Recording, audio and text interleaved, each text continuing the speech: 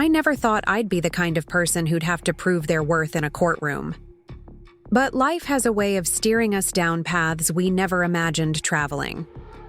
If someone had told me 5 years ago that I'd be fighting for recognition of my contributions to the company I helped build from nothing, while the man who promised to love me forever tried to erase my efforts completely, I would have called them crazy. Yet here I am, Rebecca Miller, and this is the story of how I fought for what was rightfully mine when everyone, including my husband, tried to convince me I deserved nothing. Before we jump back in, tell us where you're tuning in from, and if this story touches you, make sure you're subscribed, because tomorrow I've saved something extra special for you. I was 26 when I met Nathan. Back then, I worked at a mid-sized marketing firm in Portland, handling accounts for local businesses trying to make their mark in the competitive Oregon market. My days were predictable: client meetings in the morning, strategy sessions after lunch, and evenings spent refining proposals at my tiny apartment in the Hawthorne district. I wasn't unhappy, just adrift. The creativity I once poured into my work had slowly been replaced by templates and formulas that pleased clients but left me feeling hollow. That all changed at the Reed College Alumni Mixer. I almost didn't go that evening. Rain pounded against my windows, and the thought of making small talk with strangers seemed exhausting. But my roommate Zoe insisted, claiming that remaining shut in with my marketing spreadsheets was borderline pathological. So I went, wearing a simple black dress and carrying an umbrella that would soon turn inside out in the October wind. The event was held in one of those renovated warehouses in the Pearl District, exposed brick, industrial lighting, and local microbrews on tap. I was mid-conversation with a former classmate when I heard a laugh that somehow cut through the ambient noise. It was genuine and uninhibited, the kind of laugh that makes you turn your head to find its source. He stood near the windows, raindrops creating patterns on the glass behind him. Tall, with dark-rimmed glasses and a rumpled blue button-down that looked like he'd grabbed it straight from the dryer. Nathan Miller, though I didn't know his name yet, was gesturing animatedly while talking to a small group. When our eyes met across the room, his sentence trailed off, and for a moment, everyone else seemed to fade into the background. "Sorry, I completely lost my train of thought," I heard him say as I approached their group, drawn by something I couldn't quite name. Our conversation that night flowed effortlessly. Nathan was a software developer who'd recently moved back to Portland after a few years at a major tech firm in Seattle. He spoke passionately about wanting to create something meaningful rather than adding features to products that already dominated the market. "I want to build something that actually helps people," he said, his eyes lighting up. "Healthcare software is stuck in the last century. Doctors and nurses waste hours on systems designed by people who've never set foot in a hospital." I found myself sharing my own frustrations about marketing work that felt increasingly soulless. I got into this to tell stories that matter, not to increase click-through rates by 2%. When the event ended, we exchanged numbers, and I expected the typical Portland scenario: vague plans that never materialize. But Nathan texted the very next morning, "Coffee? I have an idea I'd like your opinion on." That coffee meeting changed everything. Nathan pulled out his laptop and showed me wireframes for a healthcare scheduling system he'd been developing in his spare time. The concept was solid, but the presentation was, to put it kindly, lacking. "This could revolutionize how medical practices operate," I said, excitement building in my voice. "But if you present it like this, no one will give it a second look." Nathan's face fell slightly, but I quickly continued. "I can help you with that. This needs a story, not just features and functions." For 3 weekends straight, we worked together at various coffee shops around Portland. I created presentation decks, developed messaging frameworks, and crafted the narrative around what would become Horizon Solutions. Nathan refined the software, responding to my questions with increasingly elegant solutions. We complemented each other perfectly, his technical brilliance and my ability to translate complex ideas into compelling stories. The night before our first pitch to Pacific Northwest Medical Center, we sat on the floor of my apartment surrounded by printouts and empty takeout containers. "What if they hate it?" Nathan asked, running his hands through his already disheveled hair. I looked at him seriously. "They won't, because you've built something amazing, and I've made sure they'll see exactly why it matters." When the medical center signed on as our first client 2 weeks later, Nathan grabbed me and spun me around right in the parking lot after the meeting. "We did it," he whispered, his face inches from mine. "We actually did it." That kiss, there among the parked cars with a light drizzle falling around us, felt like a beginning. Of our relationship, of our business, of a future where we would build something meaningful together. 6 months later, we moved in together and converted our garage into Horizon's first office. Our relationship and business grew in tandem, each strengthening the other. I handled client relations, marketing, and business development, while Nathan focused on product development and technical implementation. Soon, we added our first employee, a junior developer named Tyler, who worked for equity until we could afford to pay him a proper salary. Nathan proposed on our 1-year anniversary, kneeling beside the desk where we'd spent countless hours building our dream. The ring was modest, but his words weren't. "You're my partner in every sense of the word. I wouldn't be here without you. Let's build our life the way we've built this company, together." Our wedding was small, just close friends and family at a vineyard in Willamette Valley. My mother, Diana, hugged Nathan and whispered something that made him laugh. His parents seemed genuinely happy that their son had found someone who supported his dreams. Everything felt right, like pieces of a puzzle finally fitting together. Then came Nathan's mother's toast. "To my son, the brilliant mind behind Horizon, and to Rebecca, who's always by his side." By his side, not alongside him, not equal, just there. I smiled through it, clinked glasses, and told myself it was just a poor choice of words. But looking back, maybe it was the first hairline fracture in what I believed was unbreakable. The next 3 years were a whirlwind of growth. Preparing and narrating this story took us a lot of time, so if you are enjoying it, subscribe to our channel. It means a lot to us. Now back to the story. Horizon expanded from our garage to a small office with 6 employees, then to a full floor in a downtown building with a team of 28. We'd found our niche developing specialized solutions for healthcare providers across the Pacific Northwest, with our scheduling and resource management system becoming the company's flagship product. My role evolved too. No longer just handling marketing, I became the face of Horizon, speaking at healthcare conferences, negotiating with major hospital systems, and building relationships that brought in clients worth millions. I poured everything into the company, working 18-hour days, sacrificing friendships and my own health at times. When we finally bought our townhouse in Selwood, I spent weekends painting and furnishing while still answering client emails and preparing for Monday meetings. Nathan was working hard too, often coding late into the night and spending weekends troubleshooting with the development team.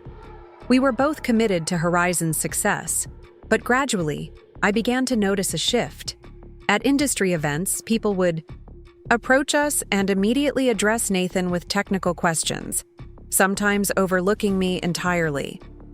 Several times I was mistaken for his assistant rather than his co-founder and wife. More troubling were the subtle ways Nathan began to reinforce these perceptions. During meetings, he'd occasionally interrupt my presentations with technical details that could have waited. When introducing our leadership team to new clients, he'd mention my marketing background, but not my role in strategic decisions or client acquisition. When I brought this up after a particularly frustrating meeting where I'd been talked over repeatedly, Nathan seemed genuinely confused. "You're overreacting," he said, his eyes still on his laptop screen. "Everyone knows how important you are to the company." "Do they?"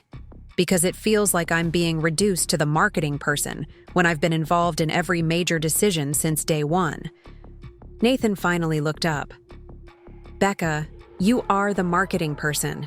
That's your expertise, just like development is mine. We each have our roles. My role is co-founder and equal partner, I insisted. Not just the person who makes things look pretty. He sighed, closing his laptop. Of course you're my partner. But let's be honest, without the product, there would be nothing to market. The technical innovation is what makes Horizon valuable. I stared at him, a cold feeling settling in my chest. And without someone to communicate that value, your code would just sit unused on a server somewhere. The argument ended with an uneasy truce, but something had fundamentally shifted. For the first time, I saw that Nathan viewed his contribution as the core of our success and mine as supplementary, a nice addition but not essential. Over the next year, these moments accumulated like small weights, gradually bending what I thought was unbreakable. Nathan began meeting with investors without me. My name appeared smaller on company materials. During a profile of tech innovators, in the Portland Business Journal, I was mentioned only as Nathan's wife and marketing director. When I confronted him about these changes, his responses became increasingly defensive. You're being too sensitive, or this is just how the industry works, or worse, you're creating problems where there aren't any. I started keeping a journal documenting my contributions, deals closed, relationships nurtured, crises averted. Not because I anticipated needing proof, but because I began to doubt myself. Was I truly overreacting? Was my work actually less valuable than I believed? The breaking point came at the Pacific Northwest Technology Awards. Horizon was nominated for Most Innovative Healthcare Solution, an achievement that represented years of our combined effort. As we sat at the gala dinner, surrounded by the region's tech elite, I felt a surge of pride for what we'd built together.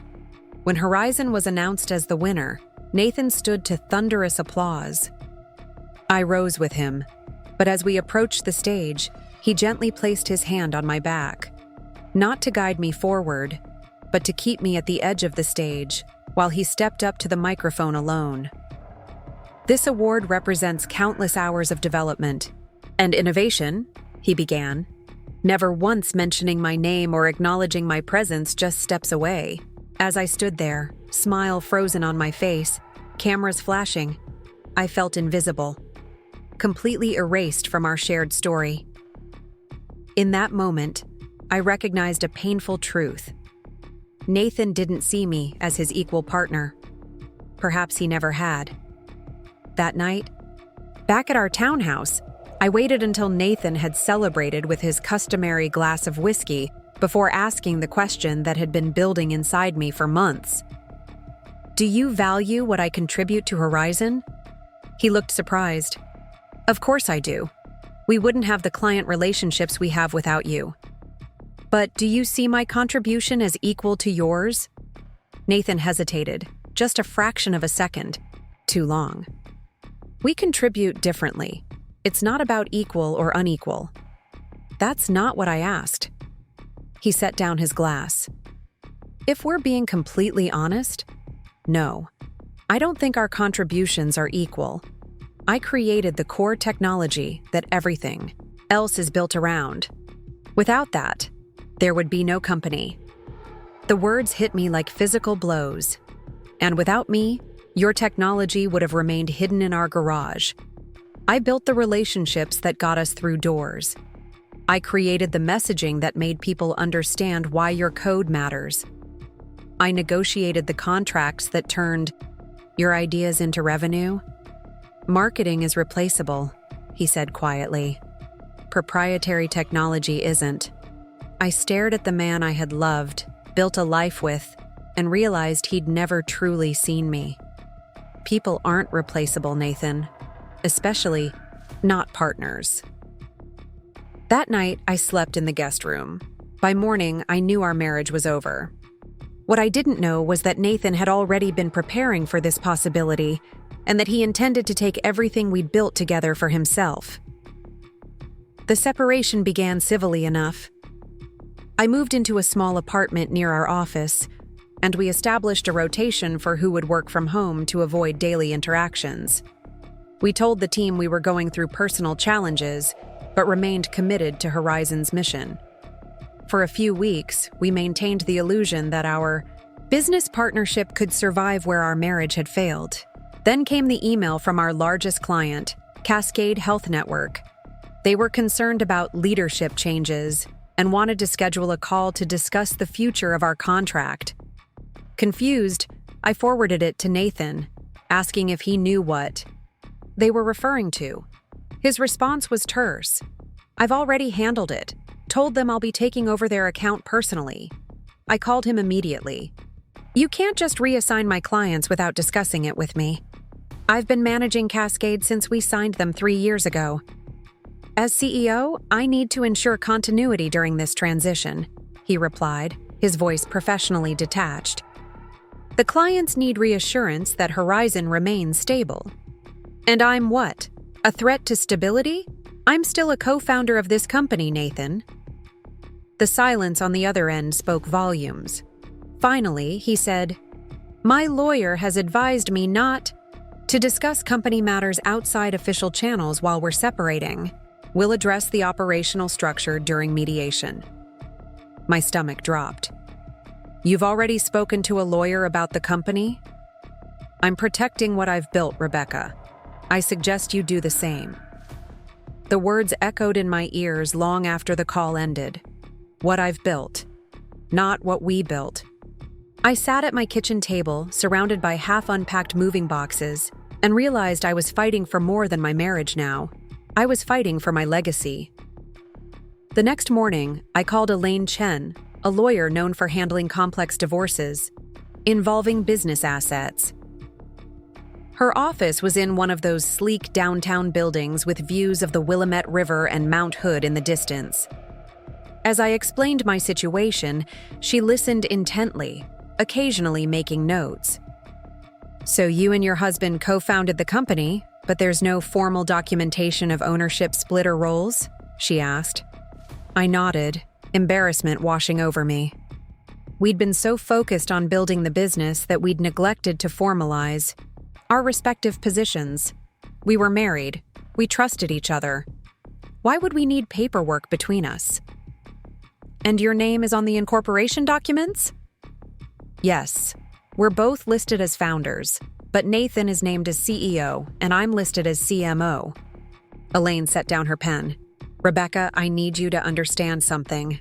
Without a shareholders' agreement or specific ownership documentation, this will come down to proving your contribution to the company's value. And in tech companies, courts often weigh technical contributions more heavily than business development or marketing." My throat tightened. "So because I didn't write the code, my 5 years of work building the company counts for less?" "Not necessarily, but we need to demonstrate that your contributions were essential to the company's success and current valuation. Start gathering everything: emails, meeting notes, client testimonials, revenue figures tied to relationships you developed." I left her office with a hollow feeling in my chest. That evening, I began the painstaking process of documenting every contribution I'd made to Horizon since our first coffee meeting 5 years earlier. As I dug through old emails and presentations, I discovered something that sent a chill through me. Nathan had begun removing my name from company documents months before our separation. Proposals I'd worked on now listed him as the primary contact. My founder bio had been shortened on the website, while his had expanded. Most disturbing was a pitch deck to investors from 2 months earlier, one I hadn't been shown, that described me as leading marketing efforts, rather than as co-founder. The systematic erasure of my role was calculated and deliberate. This wasn't an emotional response to our marriage ending. It was a strategy that had been in motion long before I'd slept in the guest room that night. When mediation failed spectacularly, Nathan offered me a generous 15% of the company's value, claiming his technical contributions represented the remaining 85%. We headed to court. The weeks before the trial were a blur of depositions, financial disclosures, and sleepless nights. Nathan's legal team painted me as a supportive spouse who had helped with marketing but played no substantive role in the company's success.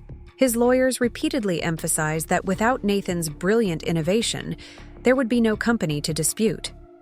The morning of the trial, I stood in front of my bathroom mirror, barely recognizing the woman staring back at me. Dark circles shadowed my eyes, and I'd lost enough weight that my carefully chosen navy suit hung slightly loose. For a moment, doubt overwhelmed me. Was I fighting a losing battle? Would anyone truly understand my contributions when they couldn't be measured? In lines of code, then I remembered something my grandmother used to say. Your worth isn't determined by others' ability to see it. I straightened my shoulders, applied another layer of concealer, and headed to the Multnomah County Courthouse. The courtroom was smaller than I'd imagined, with uncomfortable wooden benches and fluorescent lighting that seemed designed to heighten anxiety. Nathan sat at the opposite table, looking almost like a stranger in his crisp suit and newly trimmed hair. His attorney, a silver-haired man with an imposing presence, arranged documents methodically while occasionally whispering in Nathan's ear. Judge Harold Wilson entered, a stern-looking man in his 60s with reading glasses perched on the end of his nose. As the proceedings began, I felt a surreal detachment, as if I were watching a movie about someone else's life falling apart. Nathan's attorney presented first, outlining how my husband had conceptualized Horizon while working at his previous job in Seattle, developed the core technology on his own time, and founded the company based on his proprietary algorithm. According to their narrative, I had joined later, handling marketing while Nathan built the actual product that clients paid for. Your Honor, his attorney said, gesturing toward exhibits of code repositories and technical documents. Without Mr. Miller's innovation, there would be nothing to market, no service to sell, no company to value. Mrs. Miller's contributions, while appreciated, were supportive rather than foundational. I glanced at Nathan, who kept his eyes fixed forward, expression neutral. Had he truly convinced himself of this revised history? Had he forgotten those weekends in coffee shops where we'd built the business plan together? The countless nights I'd stayed up helping him refine his pitch, the doors I'd opened that gave his technology a chance to prove itself? When it was our turn, Elaine presented a different story, the true story. She showed emails from our earliest days, including Nathan's initial message asking for my opinion on his idea. She displayed the first contract with Pacific Northwest Medical Center, where my signature appeared alongside Nathan's. Most damning was a series of client testimonials we'd gathered for marketing purposes, where healthcare administrators specifically mentioned my role in solving their problems and customizing solutions. Without Rebecca Miller, one client had written, "We wouldn't have implemented this system. She understood our challenges when no one else did and ensured the technology actually addressed our needs." As Elaine methodically constructed the reality of my role at Horizon, I watched Judge Wilson's expression shift from polite attention to genuine interest. When she presented revenue figures showing how accounts I managed had grown compared to others, he removed his glasses and leaned forward. "If I understand correctly," he said, addressing Nathan's attorney, "Mrs. Miller was responsible for acquiring and managing relationships that generate approximately 68% of the company's current revenue?" Nathan's attorney cleared his throat. "While Mrs. Miller did handle those client relationships, the revenue exists because of the product Mr. Miller created." Then came our secret weapon, emails Nathan had sent me during Horizon's growth, messages I'd saved not for legal purposes but because they'd meant so much to me at the time. "We closed Anderson Memorial. Your presentation completely won them over. I couldn't have done this without you, Becca. We're truly building something amazing together." Just watched you handle that difficult conversation with Seattle Children's. Your ability to turn around tough situations continues to amaze me. This company succeeds because of you as much as any technology." With each email displayed on the courtroom screen, Nathan's carefully constructed narrative unraveled. These weren't polite compliments to a supportive spouse. They were acknowledgments of essential contributions from a business partner. But the moment that truly changed everything came when Tyler Matthews, our first employee, took the stand. Now working at a larger tech company, Tyler had agreed to testify despite the professional risk of opposing his former boss in a contentious legal battle. "Can you describe the roles Mr. and Mrs. Miller played in the early days of Horizon Solutions?" Elaine asked. Tyler adjusted his glasses nervously. "Nathan wrote the code, that's true. But Rebecca built the company. She created the processes, established the client relationships, developed the pricing strategy. Most importantly, she translated what was originally just a technical tool into a solution that addressed real human problems. In your professional opinion, would Horizon exist as it does today without Mrs. Miller's contributions?" Tyler didn't hesitate. "Absolutely not. The technology might exist, but it would be sitting unused somewhere. What makes Horizon valuable isn't just the code, it's the business Rebecca built around it." I felt tears threatening and blinked them back, unwilling to show emotion in this sterile courtroom. But Tyler wasn't finished. "There's something else you should know," he continued, glancing briefly at Nathan, whose face had gone pale. "The scheduling algorithm that became our core product? Rebecca was the one who identified the specific problem it needed to solve. I remember the exact moment. We were working late, and she came back from meeting with a nurse manager at Providence. She said, 'They don't need better data entry. They need the system to recognize conflicting resource demands.' Nathan built it, but Rebecca defined what it needed to be." The courtroom fell silent. Judge Wilson made a note, then looked directly at Nathan, who suddenly seemed unable to meet anyone's gaze. The final piece of evidence was perhaps the most damning. Emails between Nathan and his attorney from 3 months before our separation, discussing strategies to minimize Mrs. Miller's claim on company assets and emphasize the technical foundation as the primary value driver. They had been planning this long before our marriage visibly fractured. When Judge Wilson finally rendered his decision 2 weeks later, his words felt like vindication of not just my legal claim, but my very existence within the story of Horizon Solutions. It is the finding of this court that Horizon Solutions represents the combined intellectual and professional efforts of both parties. While Mr. Miller provided the technical expertise, Mrs. Miller's business acumen, client relationships, and strategic direction were equally instrumental in creating the company's current value.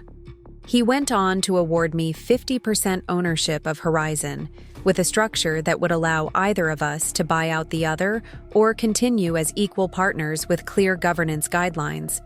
As we stood to leave the courtroom, I caught Nathan's eye for the first time in months. Something passed between us, not forgiveness, not reconciliation, but perhaps a glimmer of recognition. Of the woman he had chosen to build a life with, whose value he had forgotten along the way. Outside on the courthouse steps, rain fell softly, so typical of Portland that it almost made me smile. Elaine squeezed my shoulder before heading to her car, leaving me alone with my thoughts and the vindication I'd fought so hard to achieve.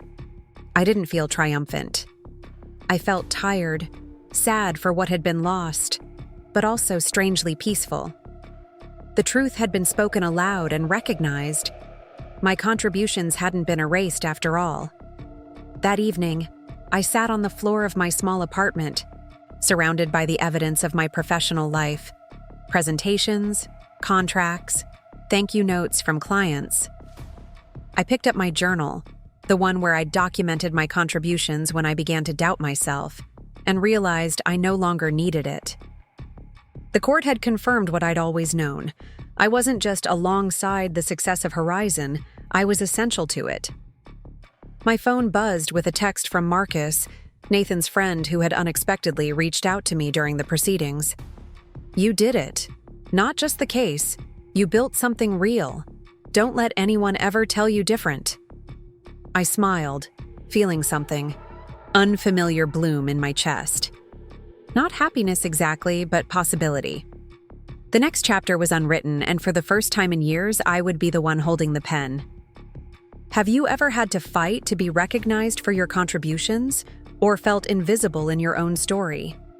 Share your experiences in the comments below, and subscribe for more real stories about overcoming life's challenges. The day Nathan and I signed the lease on our first official office space was one of the proudest moments of my life. After 18 months of working from our converted garage, stepping into the small suite in downtown Portland felt monumental. The space wasn't impressive, just 800 square feet with industrial carpeting and windows that stuck when it rained. But it represented something profound: legitimacy, growth, the transition from dream to reality. I spent the weekend before we moved in painting the walls a warm sage green, installing better lighting fixtures, and arranging the second-hand furniture we'd purchased from a law firm that had upgraded their office. Nathan focused on setting up the network and ensuring our servers were properly configured. By Sunday evening, we stood in the doorway together, surveying our creation. "It's really happening," I whispered, leaning into his side. Nathan wrapped his arm around my shoulders, pulling me close. "Thanks to you. That Cascade Health contract. You landed is what made this possible." The Cascade Health contract had indeed been my biggest win so far. 3 months of carefully cultivated relationships, detailed proposals, and persistence had resulted in a deal worth $220,000, more than double any previous client. I'd celebrated by buying a bottle of champagne we couldn't really afford and dancing around our living room while Nathan laughed at my enthusiasm. "We did this together," I said, turning to face him. "Your healthcare scheduler is what sealed the deal. They'd never seen anything like it." He kissed me then, his hands framing my face with surprising tenderness. "We make a pretty good team, don't we?" That memory, the pride in his voice, the partnership we'd built, became increasingly difficult to reconcile with the man who sat across from me at client dinners over the following years. As Horizon expanded, so did the invisible distance between us, growing so gradually I barely noticed until it became an unbridgeable canyon. The first major shift came when we hired Tyler Matthews as our junior developer. Fresh out of Reed College with uncombed hair and earnest enthusiasm, Tyler looked at Nathan with undisguised admiration. His arrival subtly altered our company dynamic. Suddenly, Nathan had someone who spoke his language, who understood the elegant solutions in his code without requiring translation. I was genuinely happy for Nathan. His creative genius deserved appreciation, and having Tyler there to collaborate on technical challenges energized him. But increasingly, I found myself excluded from conversations that drifted toward programming languages and system architecture. When I'd interject with questions about how these technical decisions would affect the user experience or our ability to meet client needs, I'd catch a look passing between them, not dismissive exactly, but tinged with something that felt uncomfortably like indulgence. "We need to make the scheduling module more intuitive," I said during one product development meeting. "The managers at Providence keep telling me they're struggling with the interface." Nathan nodded absently. "We can add some help text or tooltips. That's not addressing the underlying issue. The workflow doesn't match their actual process.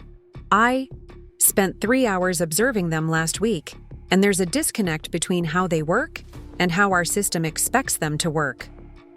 Tyler glanced at Nathan before responding. "Changing the core workflow would require significant refactoring. We're in the middle of building the resource allocation feature, which won't matter if users find the system too frustrating to use," I countered. "I'm not saying drop everything, but we need to prioritize usability alongside new features." Nathan sighed, checking his watch. "Let's table this for now. Tyler and I need to finish the database migration before end of day."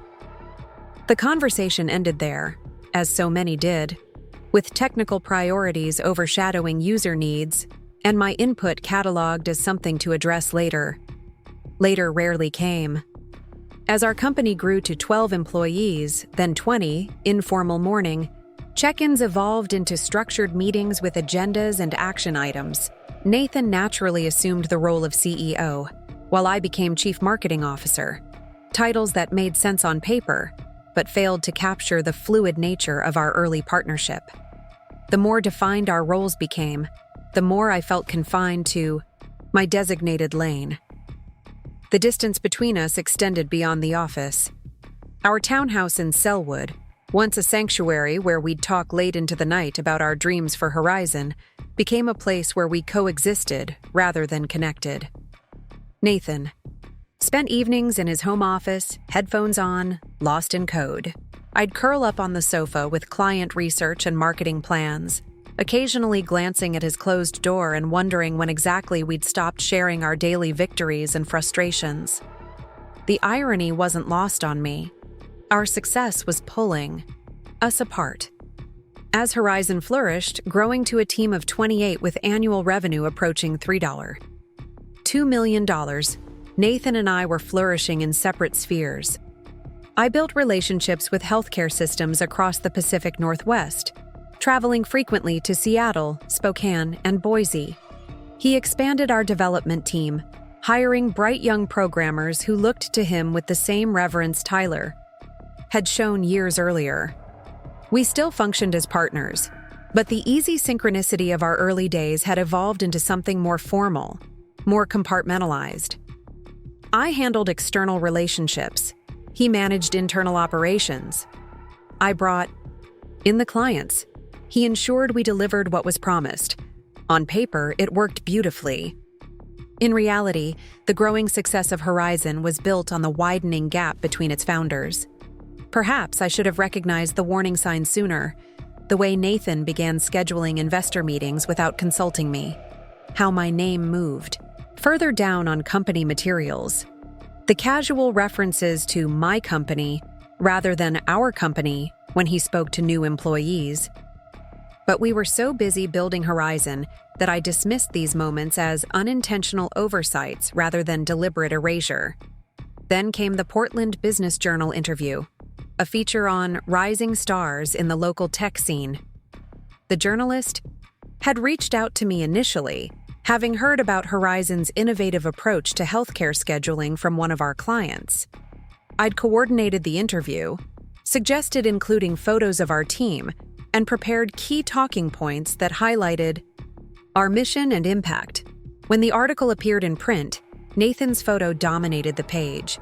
The headline read, "Nathan Miller, the Code Whisperer Revolutionizing Healthcare Operations."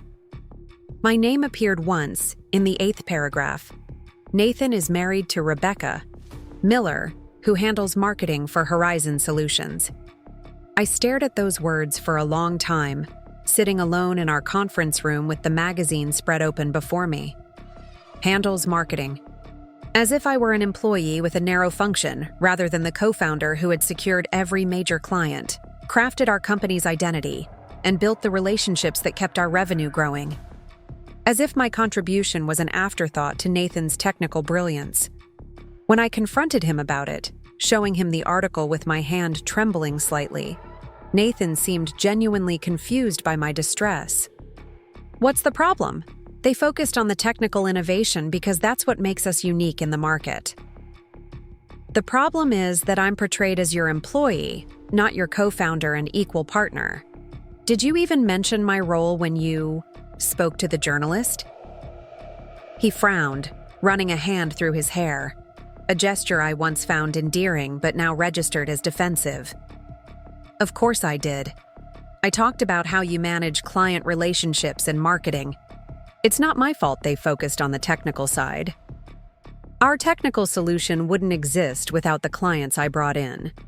without the insights I gathered from healthcare providers that shaped what you built.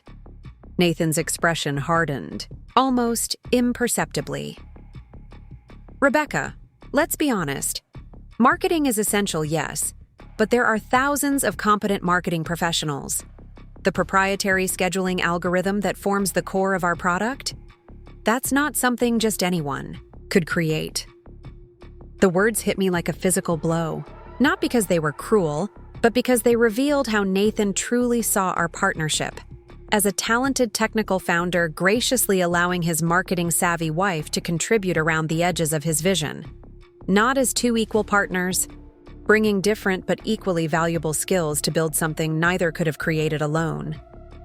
I see, I said quietly, closing the magazine. So my work is replaceable, interchangeable. Is that what you're saying? That's not, he began, then stopped, his expression softening. I'm just saying different contributions have different values in the market. That's reality, not a judgment. I nodded slowly, something cold settling in my chest. Thank you for clarifying how you value what I bring to our company. I walked out of the conference room, maintaining my composure until I reached my office. Once the door closed behind me, I pressed my palms against my eyes, fighting back tears that felt both personal and professional. This wasn't just about a marriage. It was about my identity, my work, my rightful place in the company I had helped build from nothing. That evening, I started keeping records.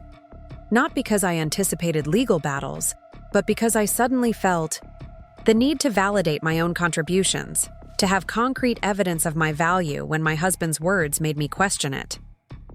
I created a spreadsheet tracking the clients I'd brought in, the revenue associated with those relationships, the major problems I'd identified and helped solve. It became a private anchor in increasingly turbulent waters.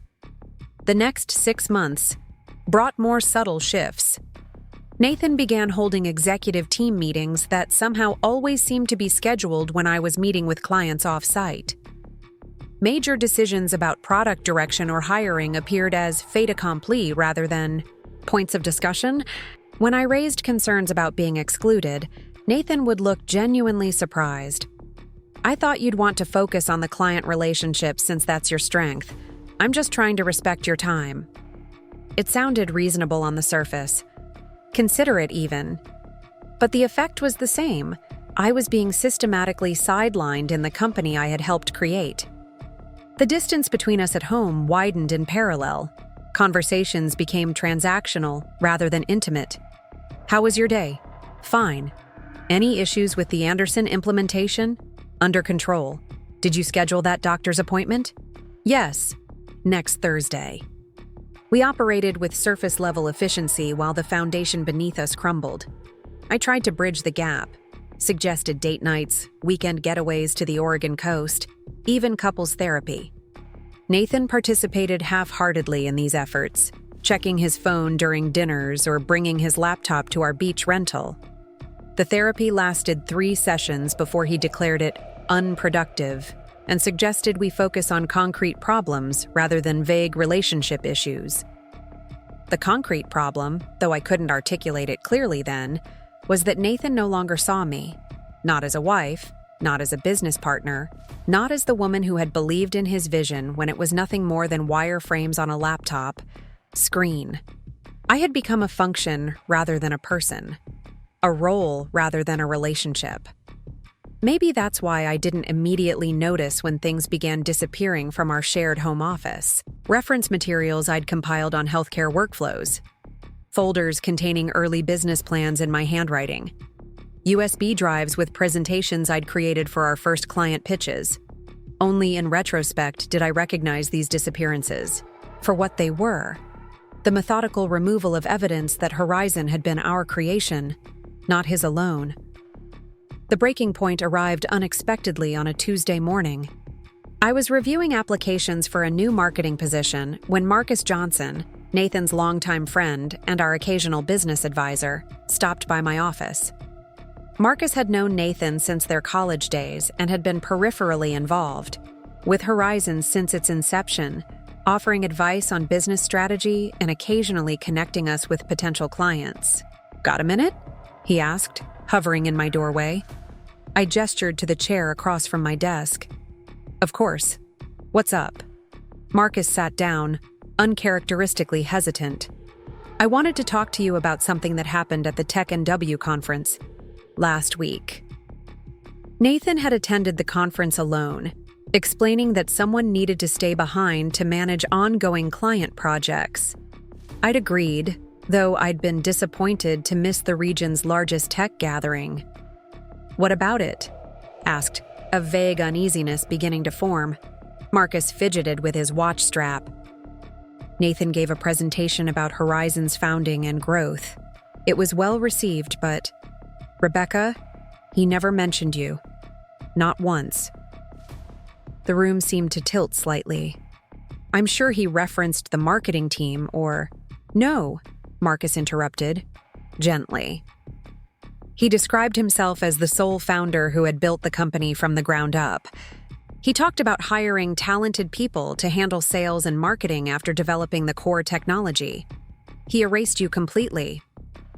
I felt physically ill, a cold sweat breaking out across my skin. This wasn't an oversight or a journalist's misinterpretation. This was deliberate revision of our shared history. "There's more," Marcus continued reluctantly. "He's been meeting with venture capital firms, talking about a potential Series A funding round. Without telling me?" My voice sounded strange to my own ears, thin and distant. Marcus nodded, his expression pained. "I thought you knew.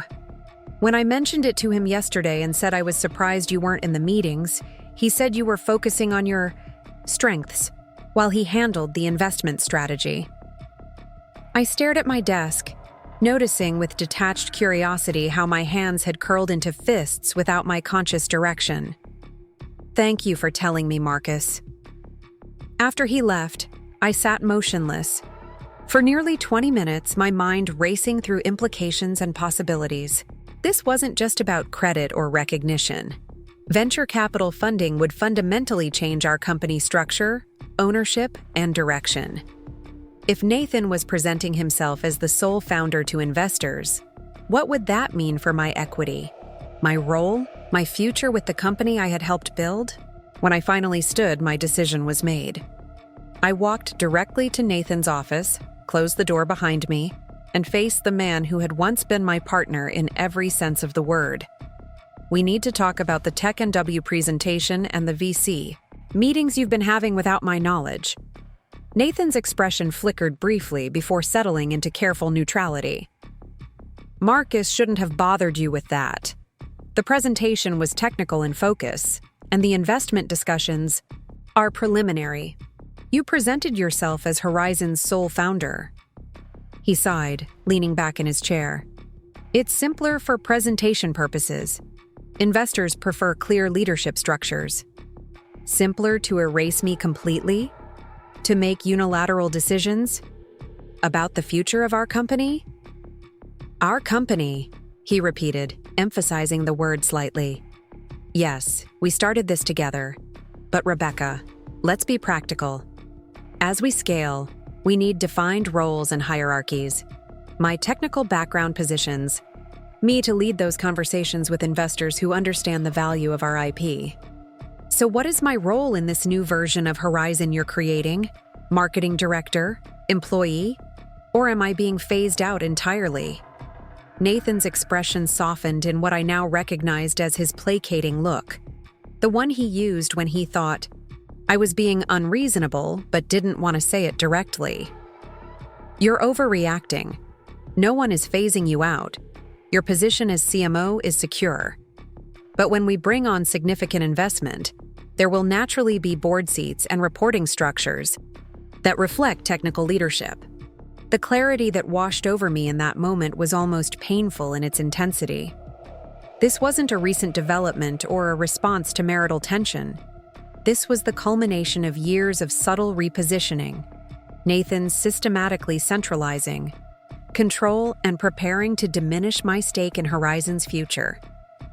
"I want to see the pitch deck you've been showing investors," I said, surprised by the steadiness in my voice. "Rebecca, the pitch deck, Nathan. Now." Something in my tone must have registered because he turned to his computer without further protest. A few clicks later, he swiveled the monitor toward me. The presentation was beautifully designed, ironically, using the brand guidelines I had developed. The founding story began with Nathan's work at his previous employer, mentioned his early vision for healthcare scheduling innovation, and described how he had assembled a talented team as the company grew.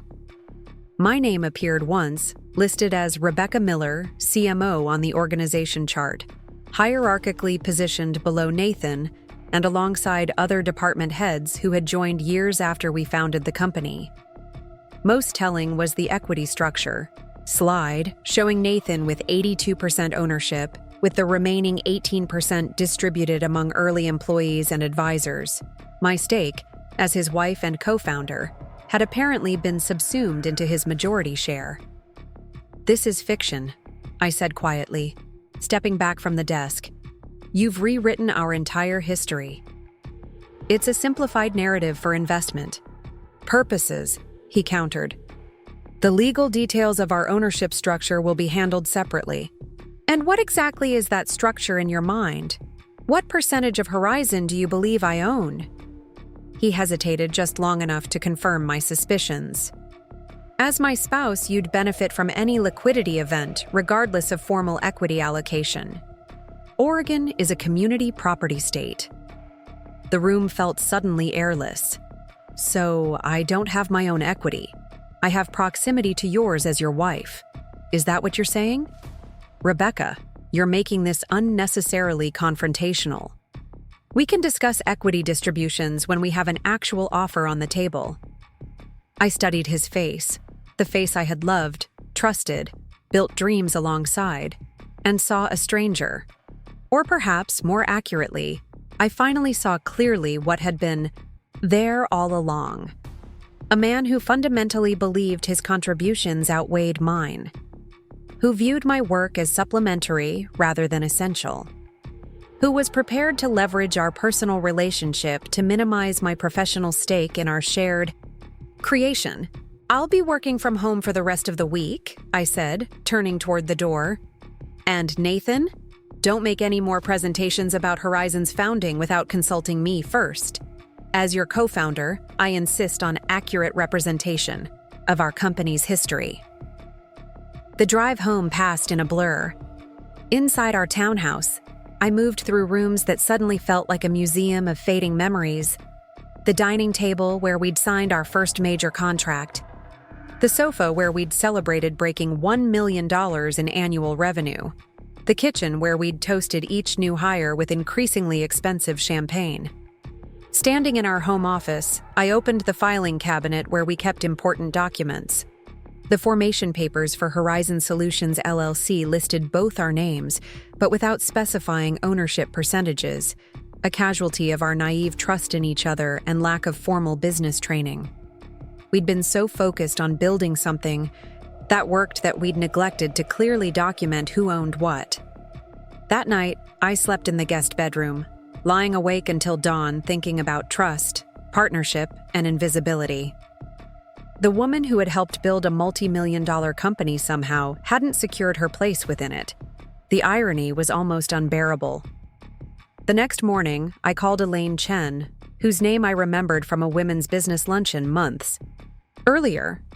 Her specialization in high-asset divorces involving business ownership hadn't seemed relevant to my life then. Now it felt like a lifeline.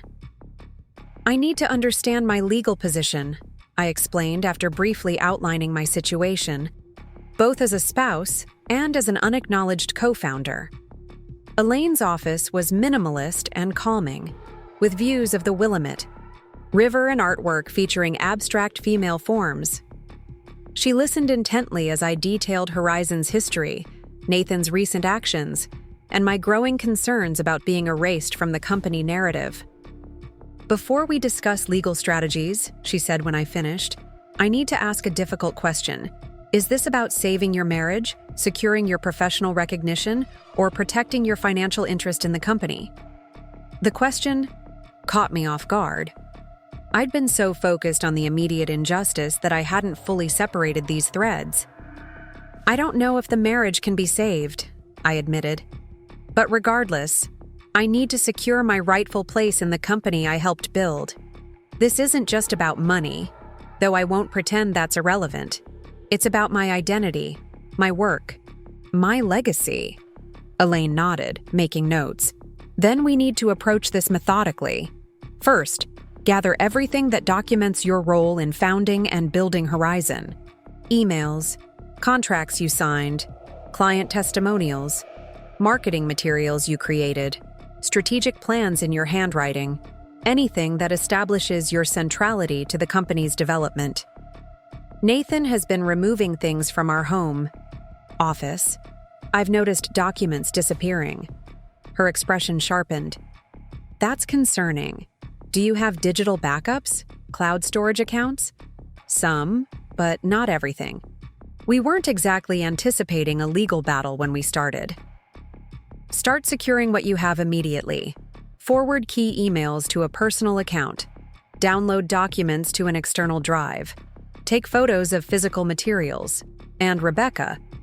She paused, her expression softening slightly. Prepare yourself for this to get messy. When business and marriage overlap, disentangling them is rarely clean or simple. I left her office with a detailed list of documents to gather and a recommendation for a forensic accountant who specialized in business valuations. The path ahead seemed overwhelming, but also necessary. If Nathan was already revising our shared history publicly, what would happen if our marriage officially ended? How completely would I be erased from the narrative of Horizon's success? That evening, as I began the painstaking process of documenting my contributions to Horizon, I discovered something unexpected in my email archives. A message from Nathan from 3 years earlier, after we'd closed a particularly difficult deal with Legacy Health System. The subject line read simply, "We did it." The body contained just 2 sentences.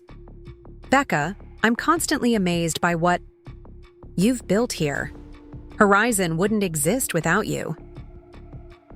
I stared at those words, written in a moment of genuine appreciation before revisionist history took hold.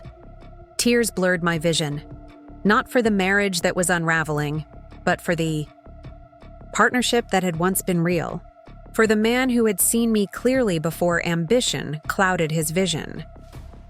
Wiping my eyes, I forwarded the email to my personal account, then continued methodically through my archives. Each piece of evidence I collected felt like reclaiming a small part of myself, my work, my value, my undeniable role in creating something significant. 2 days later, I returned to the office, maintaining a professional facade while quietly gathering what I needed. Nathan seemed relieved by my apparent return to normalcy, perhaps believing our confrontation had been forgotten. I allowed him this comforting fiction while I documented everything, taking photos of whiteboard sessions where my handwriting outlined strategic initiatives, saving client emails, praising my role in solving their operational challenges, downloading financial records showing revenue growth from relationships I had cultivated.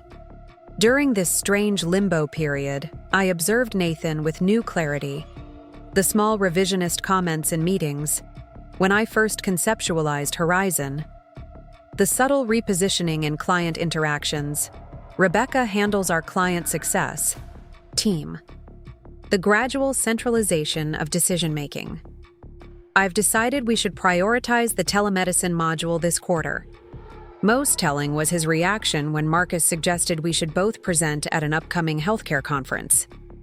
"I think it makes more sense for me to handle it," Nathan replied smoothly. "Rebecca's strengths are really in one-on-one client relationships, not large presentations." Marcus glanced at me, clearly remembering the countless presentations I'd given throughout Horizon's growth. I simply smiled and made a note in my planner, adding another example to my growing collection of erasures. 3 weeks after my meeting with Elaine, I had amassed substantial documentation of my role in Horizon's development. early business plans in my handwriting, emails showing my leadership in client acquisition and product strategy. Financial records demonstrating how accounts I managed had grown year over year.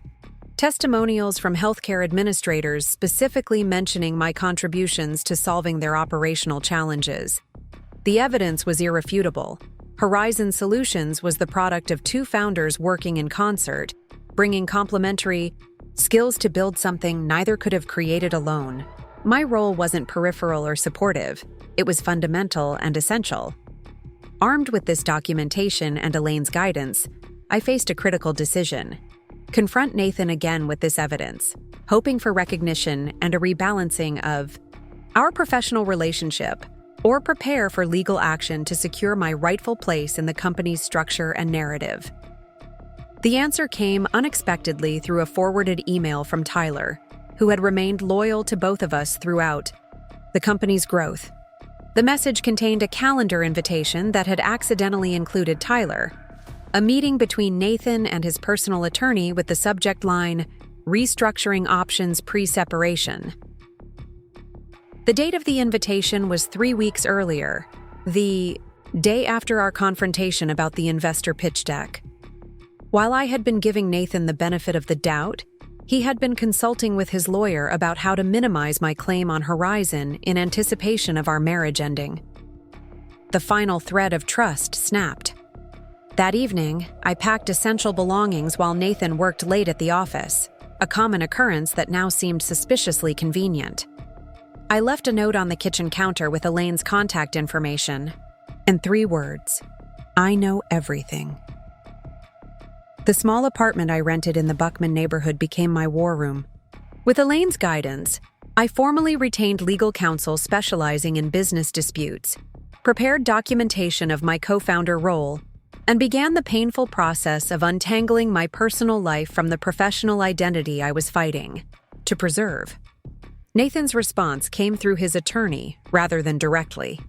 A proposed settlement offering 15% equity in Horizon, contingent upon my stepping back from daily operations and accepting a consulting title rather than my current CMO position. The message was clear: accept symbolic recognition or prepare for a protracted legal battle. "They're testing your resolve," Elaine explained when I showed her the offer. "They want to see if you'll accept a fraction of what you're entitled to avoid conflict." "What am I entitled to in your professional opinion?" She straightened. The papers before her. "Based on the documentation you've provided and Oregon's approach to business assets in divorce proceedings, you have a strong claim to 50% of Horizon's value. More importantly, you have compelling evidence of your founder, status independent of your marital relationship to Nathan. And if this goes to court, it will be challenging. Business valuation disputes are complex, and Nathan's team will emphasize his technical contributions while minimizing your business development role. But Rebecca," she leaned forward, her expression serious, "we have something powerful on our side. The truth. Documented, verifiable evidence of your essential role in building Horizon from day one." I nodded, a strange calm settling over me. "Then let's proceed with the truth. I won't accept being erased from my own company's story." The following weeks brought escalating legal maneuvers. Nathan's team proposed mediation, then arbitration, each time with settlement offers that incrementally increased, but never approached equitable recognition of my contribution. My team responded with increasingly detailed documentation of my founder role, client testimonials, and financial analyses showing the direct impact of my work on company valuation. Throughout this process, I continued working remotely, maintaining client relationships that represented over 60% of Horizon's revenue. This dual role, fighting for recognition while ensuring the company's continued success, was exhausting but necessary. I wouldn't sabotage what I had helped build, even as I fought for my place within it. The most painful aspect wasn't the legal battles or financial negotiations. It was watching Nathan rewrite our shared history in real time. Company-wide emails referred to my vision for Horizon's future. The website was quietly updated to describe him as founder and CEO. While my bio was moved to the leadership team page, my title changed to marketing director without my knowledge or consent. When our case finally moved toward court proceedings, Nathan's legal team presented a narrative that portrayed him as the visionary founder who had graciously allowed his wife to participate in his creation. My contributions were framed as supportive. Rather than foundational, my client relationships described as managing accounts, rather than building the company's client base from zero. Most gallingly, they presented financial models suggesting that Horizon's value derived primarily from its proprietary technology that, according to their narrative, Nathan had conceptualized and developed independently before our partnership began. The evening before our first major court appearance, I sat alone in my apartment reviewing our evidence one final time. Among the documents was a yellowed receipt I'd found tucked into an old notebook, a coffee shop bill from the day Nathan and I first discussed what would become Horizon. On the back, in my handwriting, was a list. 1. Healthcare focus. 2. User-centered design. 3. Integration capabilities. 4. Subscription model. Those 4 points had become the fundamental pillars of Horizon's business strategy. That coffee receipt, more than any complex legal argument, embodied the truth I was fighting for. That Horizon had been our shared vision from the very first conversation. As I placed it carefully in my portfolio, my phone lit up with a text from an unexpected source. Tyler Matthews. I need to talk to you before tomorrow's hearing. It's important. Can we meet tonight? 30 minutes later, we sat in a quiet corner of a neighborhood bar, Tyler nervously turning his beer glass between his hands. I've been trying to stay neutral in all this, he began, his voice low.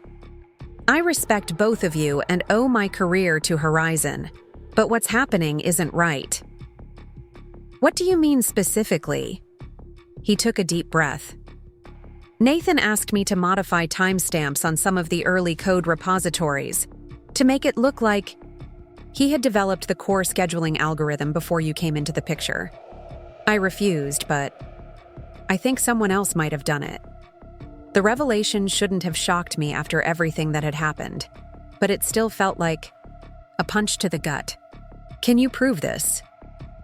Tyler nodded, pulling a USB drive from his pocket. I keep my own backups of all project files.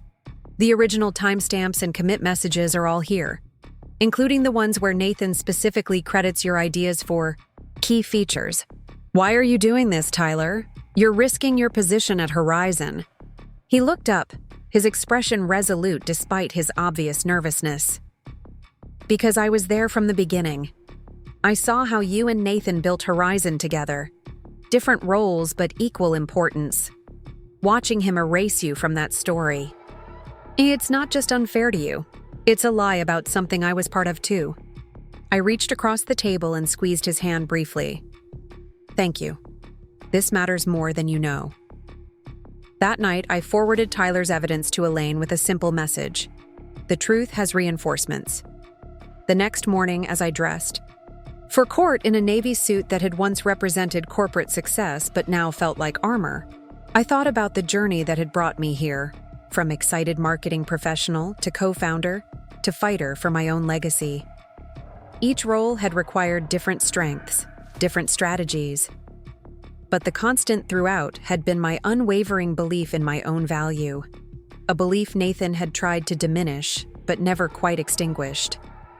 Standing before the mirror, I straightened my shoulders and made a silent promise to the woman reflected there. No matter what happened in that courtroom, I would never again allow anyone to make me invisible in my own story. As I gathered my belongings and headed for the door, my phone buzzed with a final text from Marcus. Remember who you are today. The evidence will speak for itself. With those words echoing in my mind, I stepped outside into the crisp Portland morning, ready to reclaim my place in the company I had helped create. and in doing so, reclaim the recognition that had been systematically denied. The truth about Horizon's founding was about to have its day in court, and I was finally fully prepared to stand in my power and insist on being seen. The Multnomah County Courthouse stood imposing against the gray Portland sky, its stone facade a reminder of the permanence of institutions compared to the fragility of individual lives. I gripped my leather portfolio tighter as I climbed the steps, nodding briefly to Elaine who waited by the entrance. Her calm presence had become my anchor during the turbulent weeks of preparation, her unwavering belief in my case providing clarity when doubt threatened to overwhelm me. "Ready?" she asked, her expression professional but warm. "As I'll ever be," I replied, squaring my shoulders. Inside, the polished corridors echoed with footsteps and hushed conversations. We made our way to courtroom 3B, where Judge Harold Wilson would hear our case. The room was smaller than I'd imagined from TV depictions, more intimate, which somehow made it more intimidating. Nathan was already seated at the table on the right, his attorney Richard Blackwell arranging documents with methodical precision. Neither looked up as we entered. Nathan wore his business-serious navy suit, the one I'd helped him select 3 years earlier for his keynote at the Healthcare Innovation Summit. His hair was freshly cut, his posture perfect. To anyone who didn't know him, he projected the image of a successful tech founder, confident, composed, in control. I knew better. The slight tension in his jaw, the way his right hand occasionally adjusted his tie. These were the tells I'd learned to read over our years together. Nathan was nervous. As we took our seats at the opposing table, I caught a glimpse of the labels on Blackwell's folders. One read, Technical Valuation, another, Miller Soul Development. My stomach tightened as the reality of what we were about to do settled over me. This wasn't just about legal ownership or financial compensation. It was about the narrative of Horizon's creation, about who would be remembered as its founder, about whether my contributions would be recognized or erased. Judge Wilson entered, a stern-looking man in his early 60s with silver hair and wire-rimmed glasses. After the customary rising and formal introductions, he reviewed the case summary before addressing both parties. "Before we begin," he said, his voice measured and authoritative, "I want to be clear about what this court is being asked to determine. Beyond the standard division of marital assets, we're looking at contested claims regarding the founding, development, and valuation of Horizon Solutions LLC, with particular emphasis on each party's contribution to the company's current worth. Is that accurate?" Both attorneys confirmed his summary. "Very well," he continued. "Mr. Blackwell, as this motion was filed by your client, please proceed with your opening statement." Blackwell rose smoothly, buttoning his suit jacket with practiced ease. "Your Honor, this case at its core is quite straightforward. Nathan Miller conceived of, developed, and built the proprietary technology that forms the foundation of Horizon Solutions. While Mrs. Miller provided marketing support and maintained client relationships, contributions we don't dismiss, the fundamental value of the company lies in its innovative scheduling algorithm, which Mr. Miller created through his specialized technical expertise." He gestured toward Nathan, who maintained a solemn, attentive expression. "We will demonstrate through technical documentation, development records, and expert testimony that Mr. Miller's intellectual property represents approximately 85% of Horizon's current $4.8 million valuation. Mrs. Miller's contributions, while helpful to the company's growth, are standard marketing and relationship management functions that could have been performed by any qualified professional." The words landed like small, precise cuts. Any qualified professional. As if my years of strategic insight, client development, and business leadership could be replicated by a random hire. As if I were interchangeable, replaceable, a support function rather than a creator. "Furthermore," Blackwell continued, We'll present evidence that Mrs. Miller's current ownership stake in the company correctly reflects her actual contribution to its development and value. Mr. Miller has always been transparent about his role as the primary founder and technical visionary of Horizon Solutions. I kept my expression neutral, even as indignation burned in my chest. Always transparent? The man who had systematically removed my name from company materials, who had instructed Tyler to alter timestamps on code repositories, who had presented himself as sole founder to investors, that man was claiming transparency? When Elaine rose for our opening statement, her calm demeanor contrasted sharply with the fire I felt inside. Your Honor, this case is indeed about correctly recognizing contributions to Horizon Solutions' founding and value, but the narrative presented by opposing counsel is fundamentally flawed and deliberately misleading. She picked up a document from our table. We will demonstrate through extensive documentation, witness testimony, and financial analysis that Rebecca Miller was not merely a marketing professional supporting her husband's vision. She was an equal co-founder whose strategic direction, client development, and business leadership were essential to creating the company's current value. Elaine walked toward the center of the courtroom, her voice gaining strength without rising in volume. The evidence will show that Horizon Solutions was conceptualized jointly by both parties from the very beginning, that Mrs. Miller secured the initial clients that allowed the company to exist at all, and that her ongoing leadership has directly generated over 65% of the company's current revenue through relationships she personally developed and maintained. She returned to our table, resting her hand momentarily on my shoulder. Most importantly, Your Honor, we will present documented evidence of Mr. Miller's deliberate, systematic effort to minimize and eventually erase Mrs. Miller's foundational role in the company, including tampering with records to create a false timeline of Horizon's development. This case is not just about equitable division of assets. It's about recognizing the truth of how Horizon Solutions came to exist and thrive. Judge Wilson nodded thoughtfully. Thank you, counselors. Mr. Blackwell, please call your first witness. The technical experts came first, software developers and business valuation specialists who testified about the complexity of Horizon's proprietary algorithm and its centrality to the company's market position. They spoke in jargon-heavy language about technical innovation premiums and IP-driven valuation models, all building toward the narrative that Horizon's worth derived primarily from Nathan's coding work rather than client relationships or business strategy. Throughout their testimony, I made careful notes, occasionally passing observations to Elaine for use during cross-examination. This was familiar territory for me.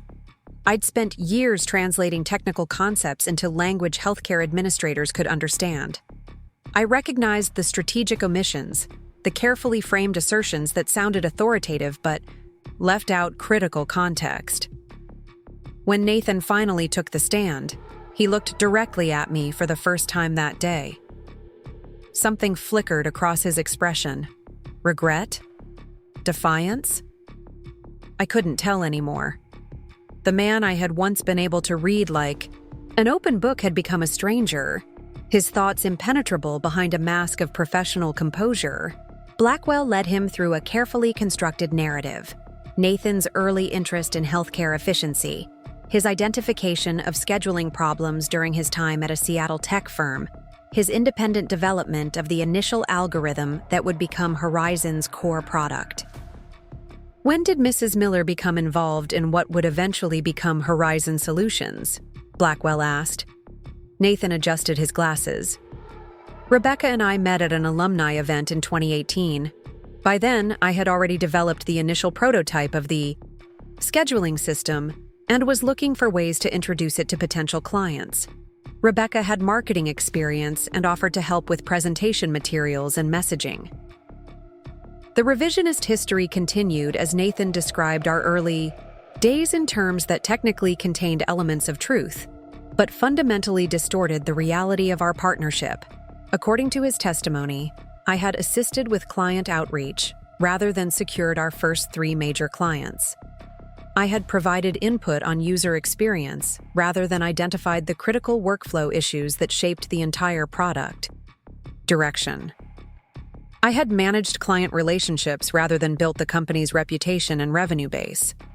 With each careful reframing, I felt a growing hollowness in my chest. This wasn't just legal strategy. It was Nathan's genuine belief. Somewhere along the way, he had convinced himself that my contributions were supportive rather than essential. That I had been an accessory to his vision rather than a co-creator of our shared dream. When Blackwell finished his direct examination, Elaine approached the stand with measured steps. Mr. Miller, you've provided a very detailed account of Horizon's development from your perspective. I'd like to explore some specifics about the company's early days. She placed a document on the evidence projector. This is an email you sent to Rebecca on October 12, 2018, after your first meeting with Pacific Northwest Medical Center. Could you read the highlighted portion for the court? Nathan's expression tightened slightly as he recognized the message. We did it, Becca. Your presentation completely won them over. I couldn't have done this without you. This is the breakthrough we've been waiting for. I couldn't have done this without you, Elaine repeated. That doesn't sound like someone who merely helped with marketing materials. Would you care to explain what you meant by that statement? Obviously, I was expressing appreciation for Rebecca's contribution to that specific meeting, Nathan replied, his voice slightly defensive. Client presentations are her strength, and she did an excellent job that day. I see. Let's look at another communication. Elaine displayed a different email. This one is from March 2019, after the successful implementation at Cascade Health Network. Again, please read the highlighted section. Nathan cleared his throat. The way you identified their workflow issues and translated them into technical requirements was brilliant. This is why we make such a great team. You understand the human side of healthcare in ways I never could. Horizon is as much your creation as mine. A murmur rippled through the courtroom. Nathan's jaw tightened visibly. Horizon is as much your creation as mine, Elaine echoed. Mr. Miller, how do you reconcile that statement with your testimony today that Mrs. Miller merely provided marketing support? Those were personal communications between spouses, he responded, a slight edge entering his voice. Expressions of appreciation in a marriage shouldn't be taken as legally binding statements about business ownership. So you were being insincere in these messages? Objection, Blackwell interjected. Counsel is characterizing the witness's testimony. Sustained, Judge Wilson ruled. Please rephrase, Ms. Chen. Elaine nodded. Mr. Miller, did you mean what you wrote in these emails at the time you sent them? Nathan hesitated, visibly calculating his response. I was expressing genuine appreciation for Rebecca's contributions, but in the context of our personal relationship, not as formal acknowledgement of equal business contributions. I see. Let's move to something more formal then. Elaine produced another document. This is the business plan submitted to First Cascade Bank when Horizon applied for its initial line of credit in 2019. The document lists both you and Rebecca as co-founders with equal ownership stakes. Did you review this document before it was submitted? Yes, but... And did you object to the characterization of Rebecca as co-founder with equal ownership at that time? No, but the banking documentation was simplified for loan processing purposes. Simplified by accurately reflecting your actual business arrangement? Elaine pressed. Nathan's composure cracked slightly. The company was in its early stages. Formal structures were still evolving. Yet, when it benefited Horizon to present Rebecca as an equal co-founder, such as when securing financing or winning healthcare, clients who responded positively to female leadership, you were content with that representation, correct? Objection, Blackwell interrupted. Argumentative. I'll rephrase, Elaine said smoothly. Mr. Miller, Did Horizon's marketing materials consistently present both you and Rebecca as co-founders until approximately 8 months ago? Yes, Nathan admitted reluctantly. And what changed 8 months ago? He shifted in his seat. As we grew, we needed clearer leadership structures. My role as CEO and technical founder became more prominent as we prepared for potential investment rounds. Did you discuss this change in representation with Rebecca? Not specifically, no. One final question, Mr. Miller. Are you familiar with the term revision of history? Nathan's eyes narrowed slightly. I'm not sure what you're implying. I'm not implying anything. I'm directly stating that the evidence shows you have systematically attempted to rewrite Horizon's founding narrative to minimize Rebecca's role. A narrative contradicted by your own written statements. Official, company documents, and witness testimony will present shortly. No further questions, Your Honor. As Elaine returned to our table, I caught a glimpse of Nathan's expression. A flash of something between anger and uncertainty before his professional mask returned. For a moment, I saw the weight of his deception register on his face, the recognition that this wouldn't be as straightforward as he had anticipated.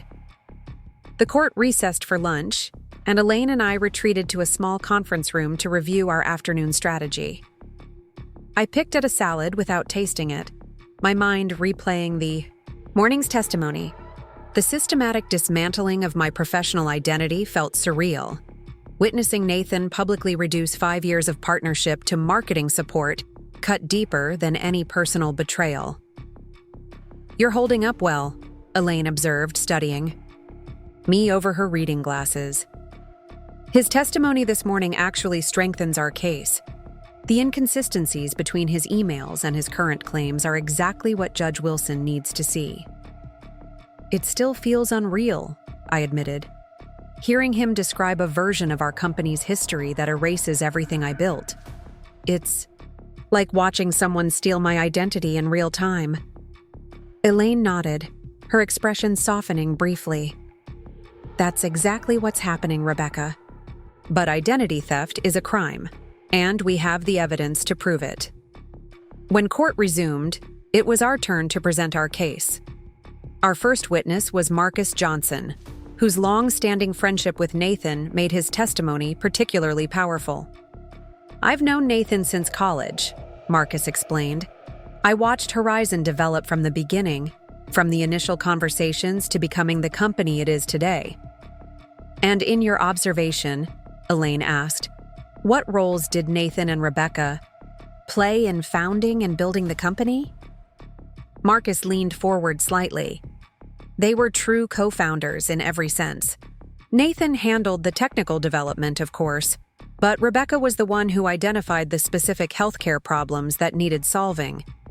She built the client acquisition strategy, developed the pricing model, and essentially created the business around Nathan's technical skills. Could Horizon have succeeded with just Nathan's technical contributions? Marcus shook his head emphatically. Absolutely not. I've seen countless brilliant developers with great ideas fail because they couldn't translate technical functionality into actual business value. Rebecca bridged that gap. She understood what healthcare administrators actually needed and helped shape the product to address those needs.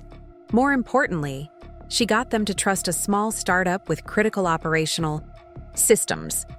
Blackwell's cross-examination attempted to portray Marcus as biased due to his friendship with me, but his testimony remained consistent and compelling.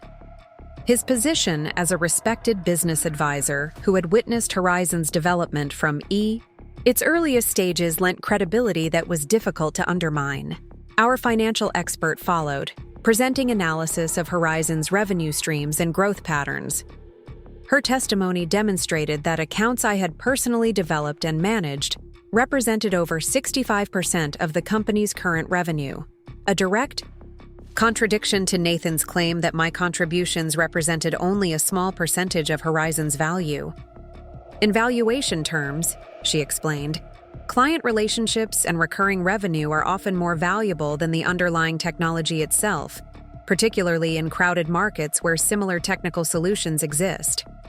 Horizon's competitive advantage lies significantly in its established healthcare client base and reputation, assets directly attributable to Mrs. Miller's contributions. By mid-afternoon, the momentum had clearly shifted. Judge Wilson's questions became more pointed when addressing Nathan's witnesses, and he appeared increasingly engaged during our presentations. But our most powerful testimony was yet to come. Tyler Matthews entered the courtroom looking uncomfortable in a suit that seemed slightly too large for his lanky frame. As Horizon's first employee, his perspective on the company's founding and development carried unique weight.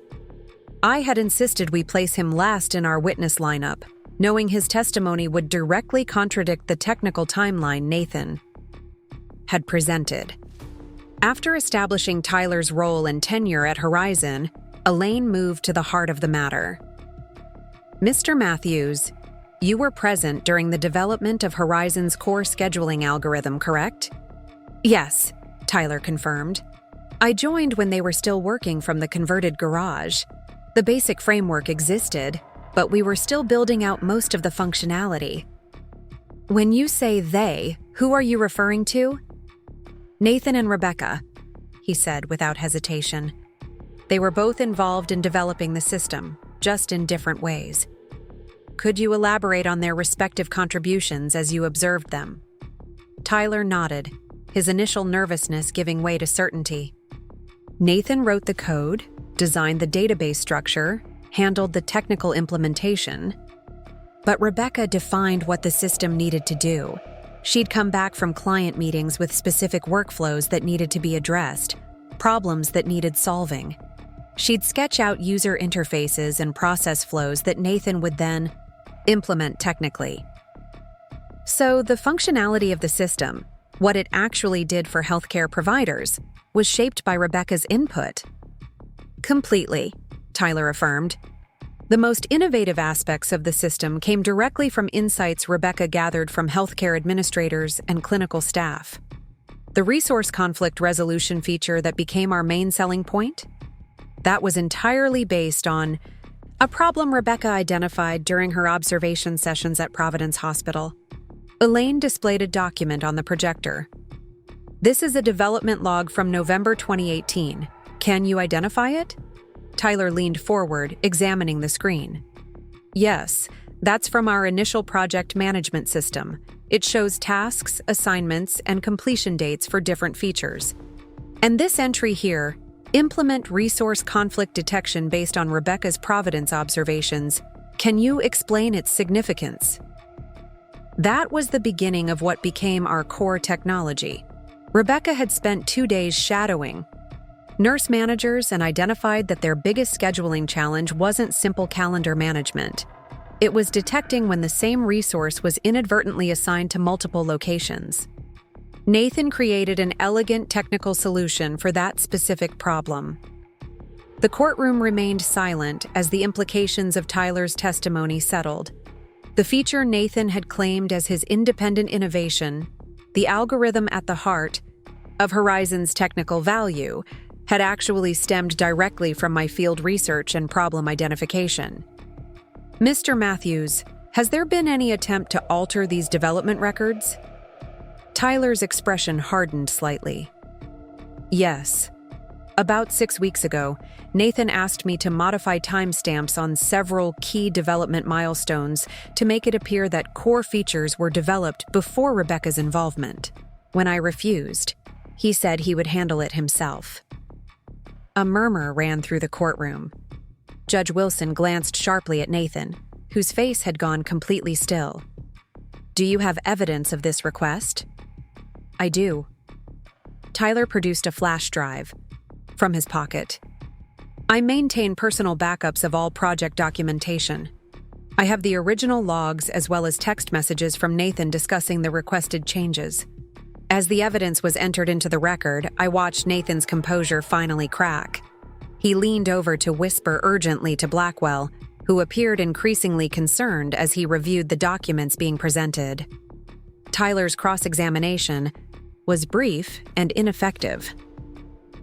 Blackwell attempted to suggest that Tyler might be biased due to recent disagreements with Nathan about company direction, but Tyler's clear, specific testimony about documented events left little room for undermining his credibility.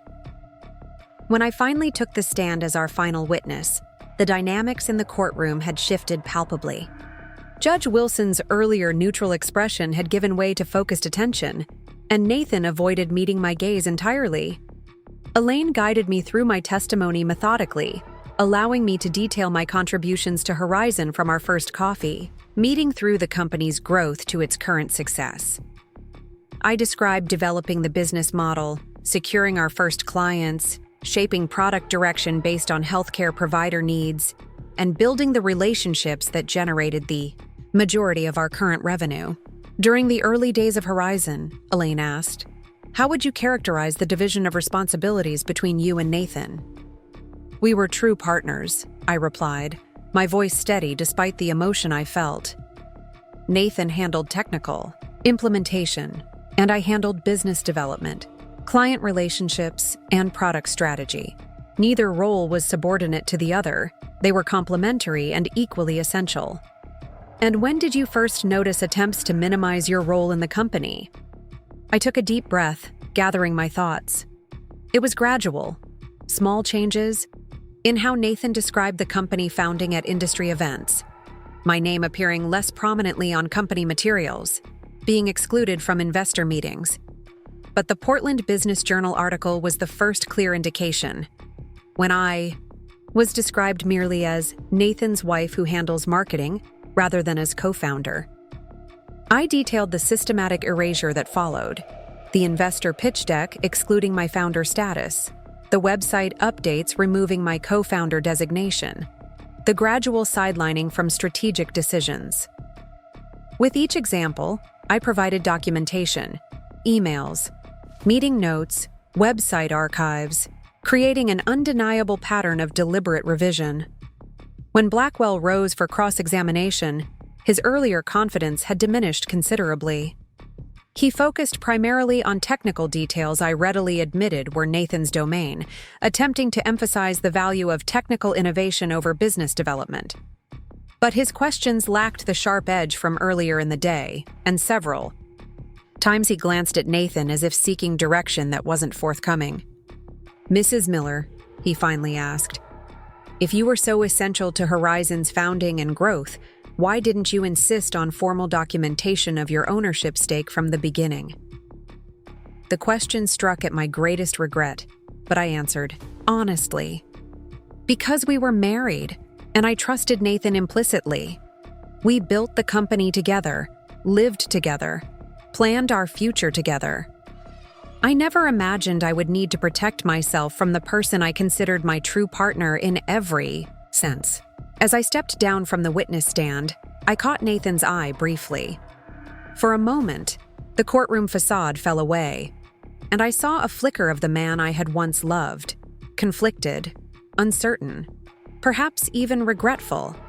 But it vanished quickly, replaced by the stranger who had systematically tried to erase my contribution to our shared creation. Judge Wilson called for closing arguments, and Blackwell presented first.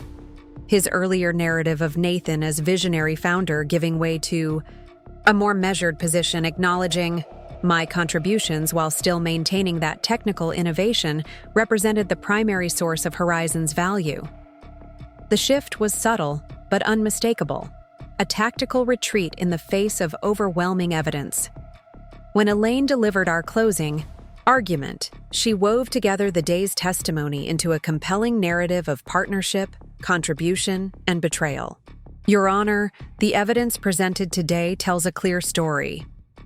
Horizon Solutions was founded through the complementary contributions of two individuals, Nathan Miller providing technical expertise and Rebecca Miller providing business strategy, client development, and product direction.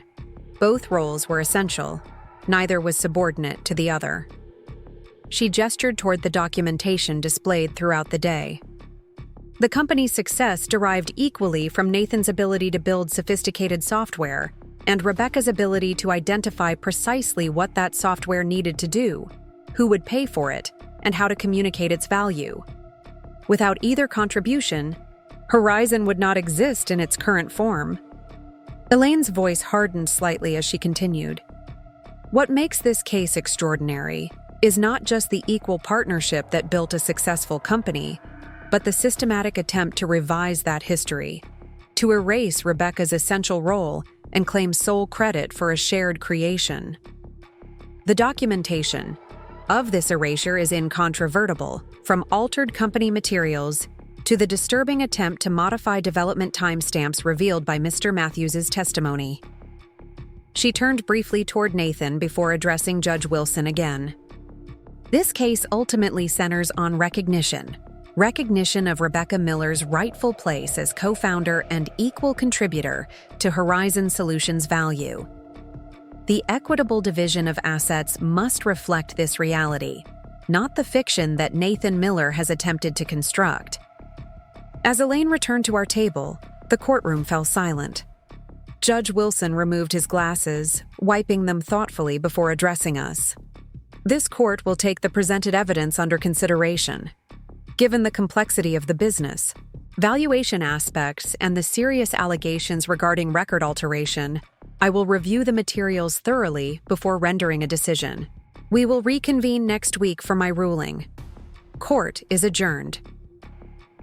The sharp crack of the gavel seemed to break something loose inside me. For months, I had maintained careful composure, gathering evidence, preparing testimony, presenting my case with professional detachment. But as the courtroom began to empty, the weight of the day settled fully on my shoulders. This wasn't just a legal proceeding. It was the final dismantling of a partnership I had once believed unbreakable. Outside on the courthouse steps, rain fell in a gentle mist that matched my mood. Not the dramatic downpour of heightened emotion, but the persistent, inescapable reality of what had been lost. Elaine squeezed my arm gently before departing to prepare additional documentation requested by Judge Wilson. I stood alone for a moment, watching the rain create patterns on the stone steps, when I heard footsteps approaching from behind. Rebecca. I turned to find Nathan standing there, his perfect suit slightly rumpled now, his expression unreadable. "What do you want?" I asked, too tired for anger. He hesitated, rain dampening his hair and shoulders. "I didn't expect all of that. Tyler's testimony, those emails. You didn't expect the truth to come out?" "I didn't expect it to look the way it did when presented that way." He ran a hand through his wet hair, a gesture so familiar it hurt to witness. In my mind, I really was the founder. The technical creation felt like the real creation. That's the problem, Nathan. You convinced yourself that code was the only thing that mattered. That my work identifying problems to solve, finding clients willing to pay for solutions, building the actual business around your technology, that all of that was somehow secondary, supporting rather than creating. He looked away, his gaze fixed on the rainy street beyond the courthouse. Maybe I needed to believe that, to justify erasing me. I finished for him, to justify taking sole credit for something we built together. Nathan said nothing, his silence more damning than any defense could have been. "Do you know what hurts the most?" I continued, surprised by the steadiness in my voice. "Not the legal battle or the financial stakes. It's that you actually believed your own revisionist history. You genuinely convinced yourself that my contributions were less valuable, less essential, less worthy of recognition." "I never meant to." "Yes, you did," I interrupted, sudden clarity washing over me. "Every time you introduced yourself as founder without mentioning me, every time you updated the website to diminish my role, every time you excluded me from investor meetings, these weren't accidents or oversights. They were deliberate choices reflecting what you truly believed, that your contribution entitled you to claim ownership of our shared creation." Rain continued to fall between us, the physical manifestation of the gulf that had opened in our relationship. First a small crack, then a widening fissure, Now an unbridgeable chasm. "Whatever the judge decides," I said finally, "I want you to know something. Horizon exists because of both of us. That's the truth, regardless of legal rulings or ownership percentages. And no amount of revision or erasure will ever change that. Reality." I turned and walked down the courthouse steps, leaving Nathan standing alone in the rain. For the first time since our separation began, I felt neither anger nor sorrow, only the quiet certainty that comes with standing firmly in one's truth. Whatever Judge Wilson decided the following week, I had reclaimed the narrative of my professional life. I had refused to be erased. As I reached the street and hailed a taxi, my phone buzzed with a text from Marcus. "No matter what happens next, you showed up as yourself today. That's the real victory." I smiled slightly as the taxi pulled away from the curb, watching Nathan's diminishing figure through the rain-streaked window. The courtroom battle had forced a painful but necessary reckoning, not just about ownership percentages or financial compensation, but about recognition of the truth.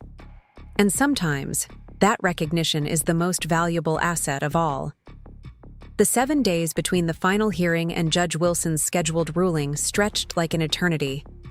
I found myself in a strange liminal space, no longer fighting to gather evidence or prepare testimony, but not yet able to move forward with whatever new reality awaited me. My small Buckman apartment had taken on the feeling of a waiting room, a temporary holding space between chapters of my life. I tried to fill the days with purposeful activity. Long walks through Portland's neighborhoods, the autumn leaves creating a tapestry of gold and crimson beneath my feet. Careful review of client accounts I continued to manage remotely, ensuring Horizon's relationships remained stable despite the turmoil at its core. Conversations with Elaine about potential outcomes and next steps, each scenario carrying its own complicated implications for both my professional future and personal closure. Sleep proved elusive, my mind constantly replaying moments from the courtroom. Nathan's careful revisions of our shared history, Tyler's damning testimony about altered records, Judge Wilson's increasingly engaged questions as evidence mounted. Most persistent was the image of Nathan standing in the rain after the hearing. His composure finally cracked, confronting perhaps for the first time the magnitude of his betrayal. On the third night of this limbo, unable to quiet my racing thoughts, I bundled up against the October chill and walked to the Pearl District. Without consciously planning it, I found myself standing across the street from our first real office, the small suite with industrial carpeting and sticky windows where Horizon had begun its transformation from garage startup to growing enterprise. The space was now occupied by a graphic design firm, their minimalist logo illuminated in the window. But I could still see it as it had been. The sage green walls I'd painted over a weekend, the secondhand furniture arranged with such care, the whiteboard where Nathan and I had mapped our ambitious 5-year plan. A plan we had exceeded in growth and revenue, even as our partnership crumbled beneath the weight of success. "I thought I might find you here." The voice startled me from my reverie. I turned to find Marcus standing a few feet away, hands tucked into the pockets of his weathered leather jacket, breath visible in the cool night air. "How did you know?" I asked. He shrugged, moving to stand beside me. "Just a hunch. This place was special to you both." We stood in companionable silence for a moment, watching the occasional pedestrian hurry past in the evening chill. "I've been thinking about something Tyler said in his testimony," Marcus finally offered. "About how you identified the resource conflict problem that became Horizon's core technology. Do you remember that day?" I nodded, the memory surprisingly clear despite the years that had passed. I'd spent 2 days shadowing nurse managers at Providence. I came back to the garage with pages of notes and sketches, trying to explain to Nathan why simple calendar functions wouldn't solve their real problem. "You were so animated," Marcus recalled, drawing diagrams on the whiteboard, acting out scenarios where multiple departments tried to schedule the same equipment. Nathan just watched you, completely absorbed, When you finished, he said, "This changes everything." I finished, the words echoing across years. And he started coding immediately. Didn't sleep for almost 2 days. Marcus turned to face me, his expression serious in the dim streetlight. That was the moment Horizon was truly born. Not when Nathan wrote the first line of code, but when your insight gave that code its purpose and value.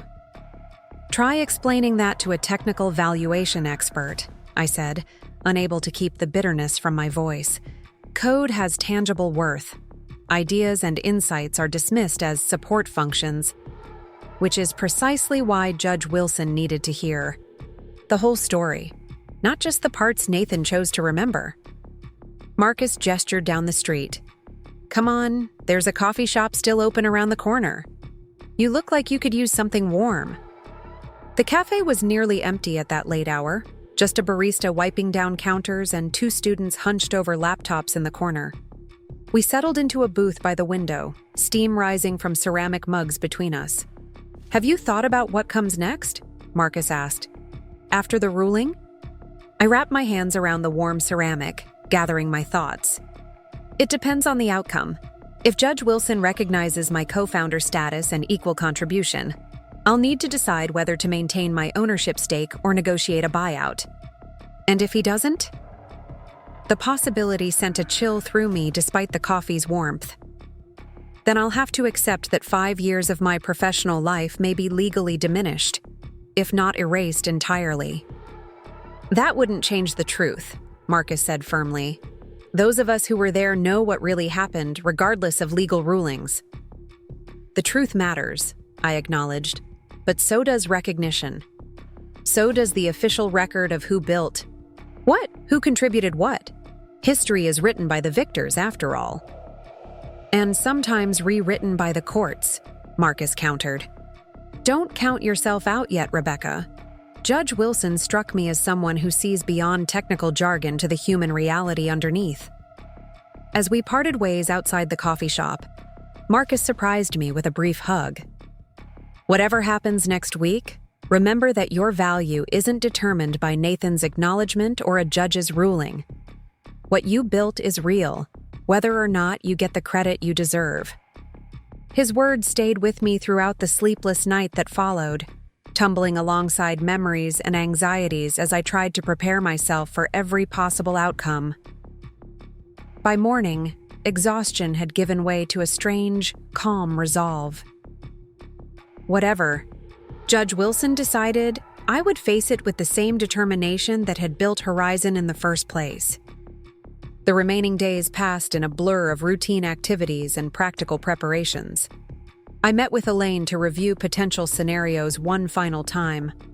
I organized my documentation chronologically, a personal archive of Horizon's true history regardless of the court's determination.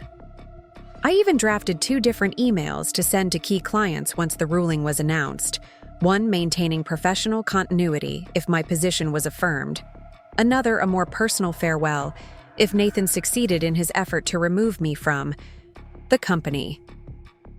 When the day of judgment finally arrived, Portland offered one of those rare autumn mornings of perfect clarity, cool, crisp air under a brilliantly blue sky, the surrounding mountains visible in sharp relief against the horizon. I chose my outfit with careful intention. Not the navy suit from the hearing, with its armor-like connotations, but a tailored charcoal dress with a structured burgundy blazer.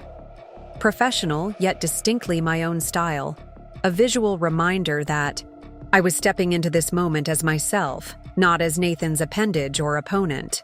The courtroom seemed smaller somehow than during the hearing, more intimate in its stillness.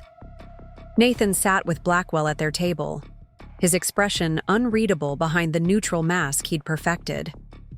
We didn't acknowledge each other as I took my place beside Elaine, though I felt his awareness of my presence like a tangible current in the air between us. Judge Wilson entered promptly at 9:00 a.m., his reading glasses already perched on his nose, a substantial document in his hands. After the formalities of convening the court, he looked up, surveying both parties with measured consideration. Before delivering my ruling on the division of marital assets and business interests in the matter of Miller v. Miller, I want to address the unique aspects of this case, he began, his voice carrying clear authority despite its conversational tone. Beyond the standard considerations of equitable distribution, this court was asked to evaluate contested claims regarding the founding, development, and relative contributions to Horizon Solutions, LLC. He adjusted his glasses slightly.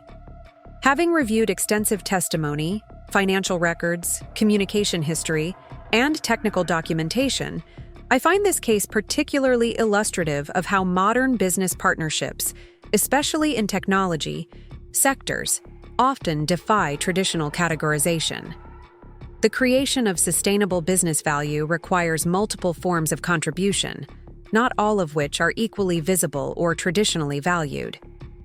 My heart quickened as I sensed the direction of his preamble. Beside me, Elaine remained perfectly composed, though I noticed her straighten slightly in her chair. Turning to the specific findings, Judge Wilson continued, this court has determined that Horizon Solutions LLC was indeed co-founded by both Nathan Miller and Rebecca Miller, with complementary but equally essential contributions to its development and current market value. The words washed over me like physical relief, judicial recognition of the truth I had fought so hard to establish. I maintained my composure with effort, aware of Nathan's sudden stillness across the room. The evidence demonstrates conclusively that while Mr. Miller provided the technical expertise and programming skills that created Horizon's software architecture, Mrs. Miller provided the strategic direction, client development, and healthcare industry insights that made that technology viable and valuable in the marketplace.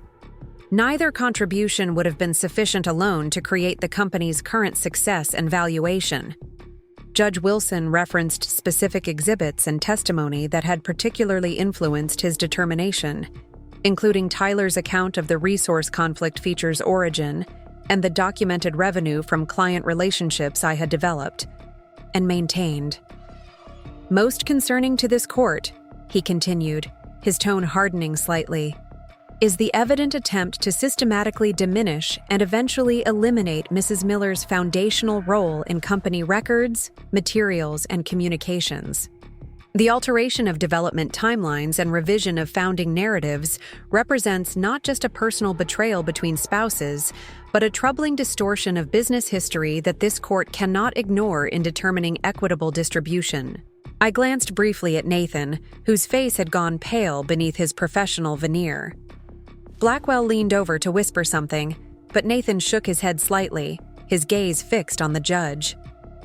Therefore, having established that Horizon Solutions represents the joint creation and ongoing work of both parties, this court rules that the company's current valuation of $8 million shall be recognized as equally attributable to both founders, with ownership divided accordingly in the absence of formal documentation establishing alternative arrangements. Judge Wilson then addressed the practical implications of his ruling, outlining 3 potential paths forward: continued joint ownership with formal governance structures, a negotiated buyout of either party's interest, or, if agreement couldn't be reached, a court-supervised sale of the company with proceeds divided equally.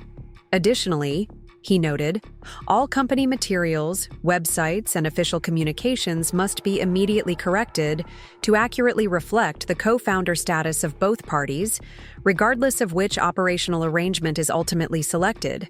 As Judge Wilson concluded his ruling and addressed a few procedural matters for implementation, I sat perfectly still, absorbing the full impact of the decision. It wasn't just about financial valuation or ownership percentages, though those were certainly significant.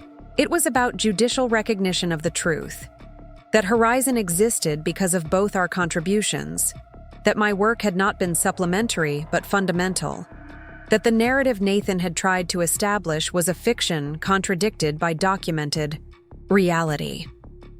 The sharp crack of the gavel startled me from my thoughts as Judge Wilson adjourned the proceedings.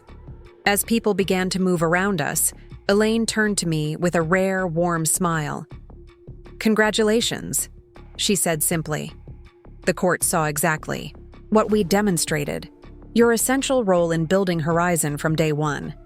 I nodded, still processing the magnitude of the ruling. "Thank you for helping me prove what I knew was true." As we gathered our materials to leave, I became aware of Nathan approaching our table. Elaine glanced at me questioningly, and I nodded, indicating I was willing to speak with him. She stepped discreetly aside, remaining within view but giving us a moment of privacy. Nathan looked different somehow, the confident CEO persona replaced by something more uncertain, more human. "Congratulations," he said quietly, echoing Elaine's word but with a complexity of emotion she hadn't conveyed. "Thank you," I replied, unsure what else to say in this strange moment of victory, tinged with sadness for what had been lost along the way. "I'd like to talk," he continued, "about how we move forward. The practical arrangements. Of course, but not today." I needed time to absorb the ruling, to consider my options from a position of recognized strength rather than defensive vulnerability. Nathan nodded, accepting the boundary. "For what it's worth," he added, his voice dropping slightly, "Judge Wilson got it right about your contribution. I'm sorry I lost sight of that truth." The acknowledgement, coming after the court's ruling, rather than before, carried a bittersweet quality, validation that shouldn't have required legal intervention to secure. But it was something, a small step towards setting right what had gone so terribly wrong between us. "Thank you for saying that," I responded. "It matters, even now." We parted without further conversation, each returning to separate lives that remained entangled through the company we had built together. As I left the courthouse, stepping into the clear autumn sunlight, I felt a weight lifting that I hadn't fully recognized until its absence. The burden of fighting to be seen, to be acknowledged, to have my work valued appropriately. The road ahead would hold its own challenges, but I would navigate them from a position of established truth rather than contested recognition. The following days brought practical questions requiring careful consideration. Did I want to maintain partial ownership in a company where trust had been so fundamentally broken? Could I effectively exercise my rights as co-owner while moving forward with my own life? Would daily collaboration with Nathan be constructive, or simply reopen wounds that needed time to heal? After much reflection and consultation with Elaine, I decided a clean break would serve both my professional interests and emotional well-being.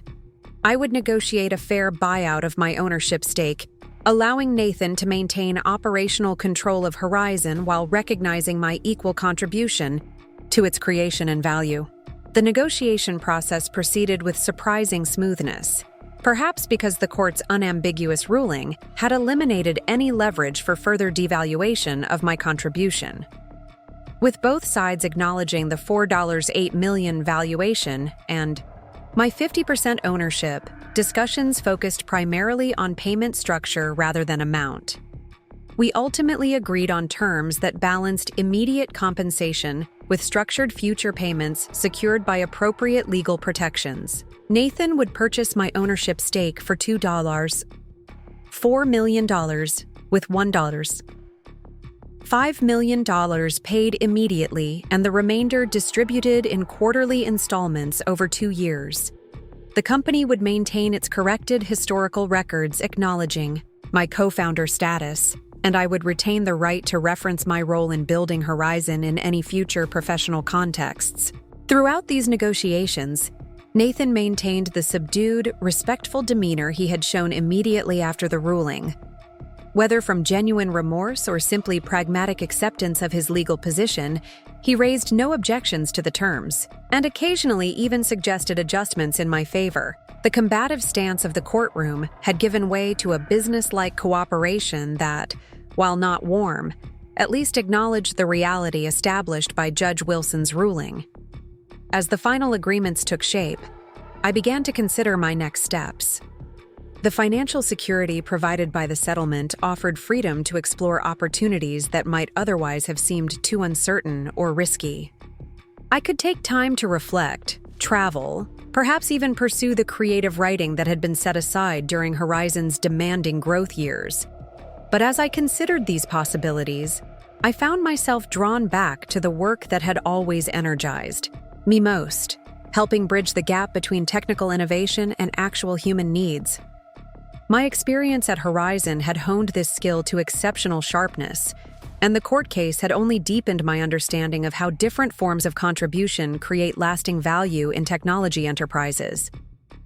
The idea for foundational insights began to take shape during a conversation with Catherine James, the operations director at Pacific Northwest Medical Center, who had been our first major client at Horizon. "I heard about the court ruling," she said when we met for coffee one morning. "Can't say I'm surprised by the outcome. We always saw you as the driving force behind understanding our actual needs, rather than just selling us technology." "Thank you for saying that," I replied, warmed by this unsolicited validation from someone who had witnessed our company's development firsthand. "So, what's next for you?" she asked. "Staying with Horizon in your rightful position?" I shook my head, explaining my decision to negotiate a buyout rather than maintain co-ownership.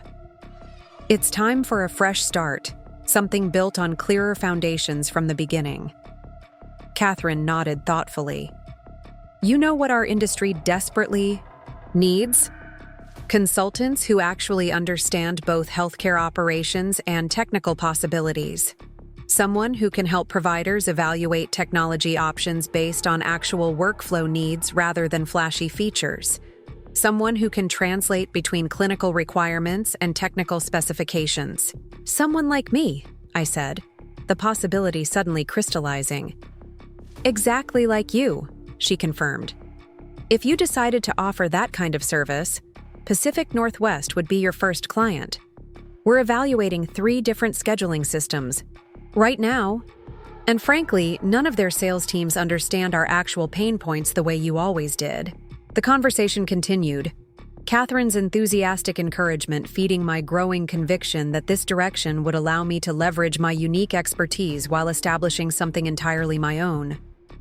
By the time we parted, the outline of a business plan was taking shape in my mind. A consultancy helping healthcare organizations navigate technology decisions by focusing on human needs and operational realities rather than technical specifications alone. Over the following weeks, as the legal paperwork for the Horizon settlement was finalized, I developed this concept further. The name, Foundational Insights, came to me during a morning run along the Willamette River, perfectly capturing both my approach to technology evaluation and a subtle nod to the court's recognition of my foundational contribution to Horizon. I secured a small office space in the Pearl District, deliberately choosing a location different from Horizon's downtown headquarters. The space needed significant renovation, but its large windows and open floor plan offered exactly the fresh canvas I was seeking, a physical manifestation of the new beginning taking shape professionally. As I met with contractors to discuss renovation plans, selected furniture that reflected my personal aesthetic rather than corporate convention, and developed branding materials that incorporated subtle visual references to foundation and insight, I felt a growing sense of ownership and autonomy that had gradually diminished during Horizon's later years. The day I signed the final settlement agreement in Elaine's office marked both an ending and a beginning. My signature on those documents formally concluded my relationship with Horizon, while simultaneously providing the financial foundation for Foundational Insights to become reality. "How does it feel?" Elaine asked as I set down the pen. "Like closing one chapter and opening another," I replied, surprised by the clarity I felt. "There's sadness for what was lost, but also genuine excitement for what comes next." "And no regrets about choosing a buyout rather than maintaining ownership?" I shook my head. Horizon will always be part of my professional history, and that's now officially recognized. But Foundational Insights represents my future, something built entirely on my terms, with my values at its core from the very beginning. Elaine smiled, the professional distance she maintained during legal proceedings softening slightly now that our formal relationship was concluding. I've represented many clients in business disputes, but few have emerged with such clear purpose and direction afterward. Most remain fixated on what was lost rather than what might be built next. The court ruling made that possible, I acknowledged. Having my contribution officially recognized freed me to move forward without constantly looking back, without that nagging need to keep proving my value. As I left Elaine's office that afternoon, official documents secured in my portfolio, I felt a sense of completion that had eluded me throughout the legal proceedings. The fight for recognition had been necessary and ultimately successful, but it had also been consuming, demanding energy and attention that could now be redirected toward building something new. The following weeks brought rapid development for foundational insights. In addition to Pacific Northwest Medical Center's initial consulting contract, 2 other healthcare organizations reached out after hearing about my new venture through industry connections. My calendar filled with client meetings, site visits to observe actual clinical workflows, and development of detailed evaluation frameworks for assessing technology options based on operational needs rather than technical specifications alone. I hired a part-time assistant, Maya Chen, whose background in healthcare administration provided valuable perspective as we refined our consultation approach. The renovated office space took shape with walls painted in calming blues and greens, ergonomic furniture arranged to facilitate collaboration, and carefully selected artwork featuring abstract representations of foundation structures and illuminating insights. Throughout this period of growth and establishment, I maintained awareness of Horizon's continuing operation through industry channels and occasional updates from mutual connections. Nathan had hired a new chief marketing officer with extensive healthcare experience, and the company continued to grow its client base in the Pacific Northwest while exploring expansion into California markets. True to our agreement, the company website and materials now accurately reflected my co-founder status in Horizon's history, with language that acknowledged our complementary contributions to its development and success. This public recognition, while coming later than it should have, provided additional closure to that chapter of my professional life.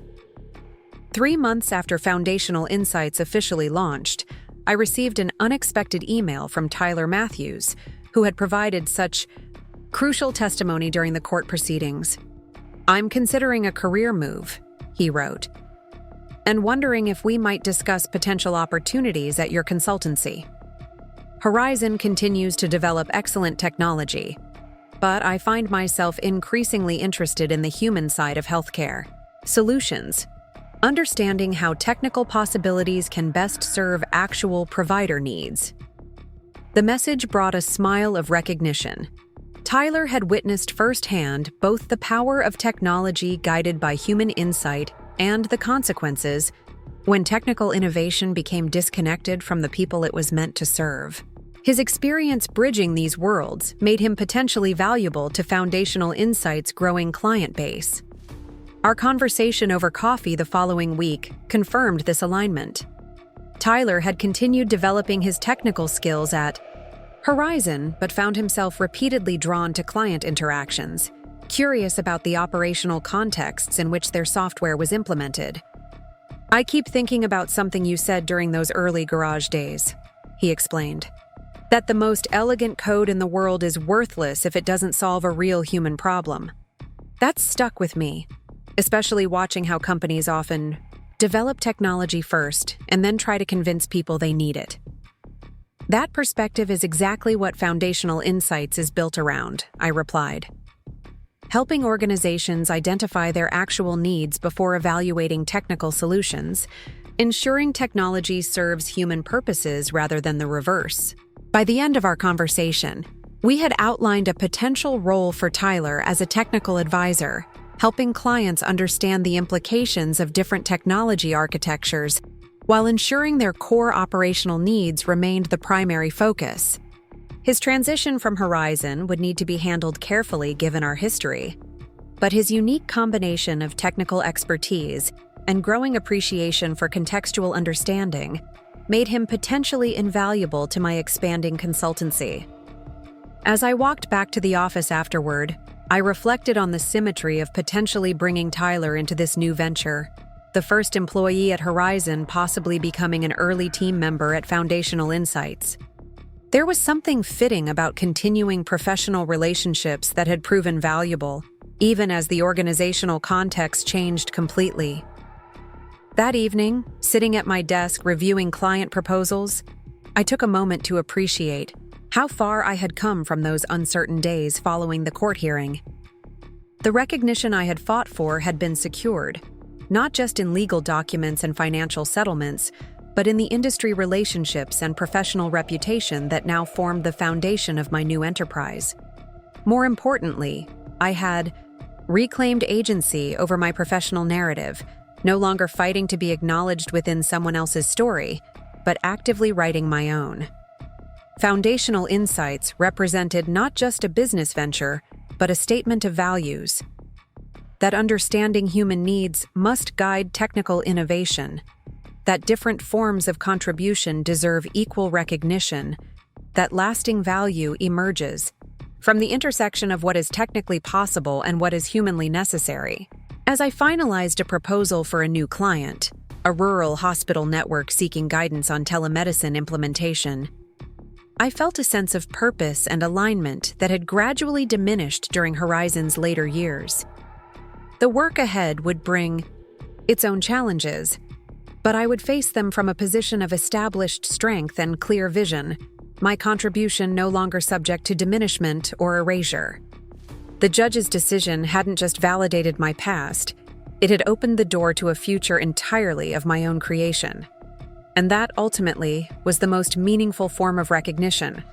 Not just acknowledgement of what had been built, but freedom to build what came next.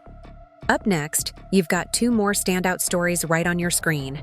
If this one hit the mark, you won't want to pass these up. Just click and check them out.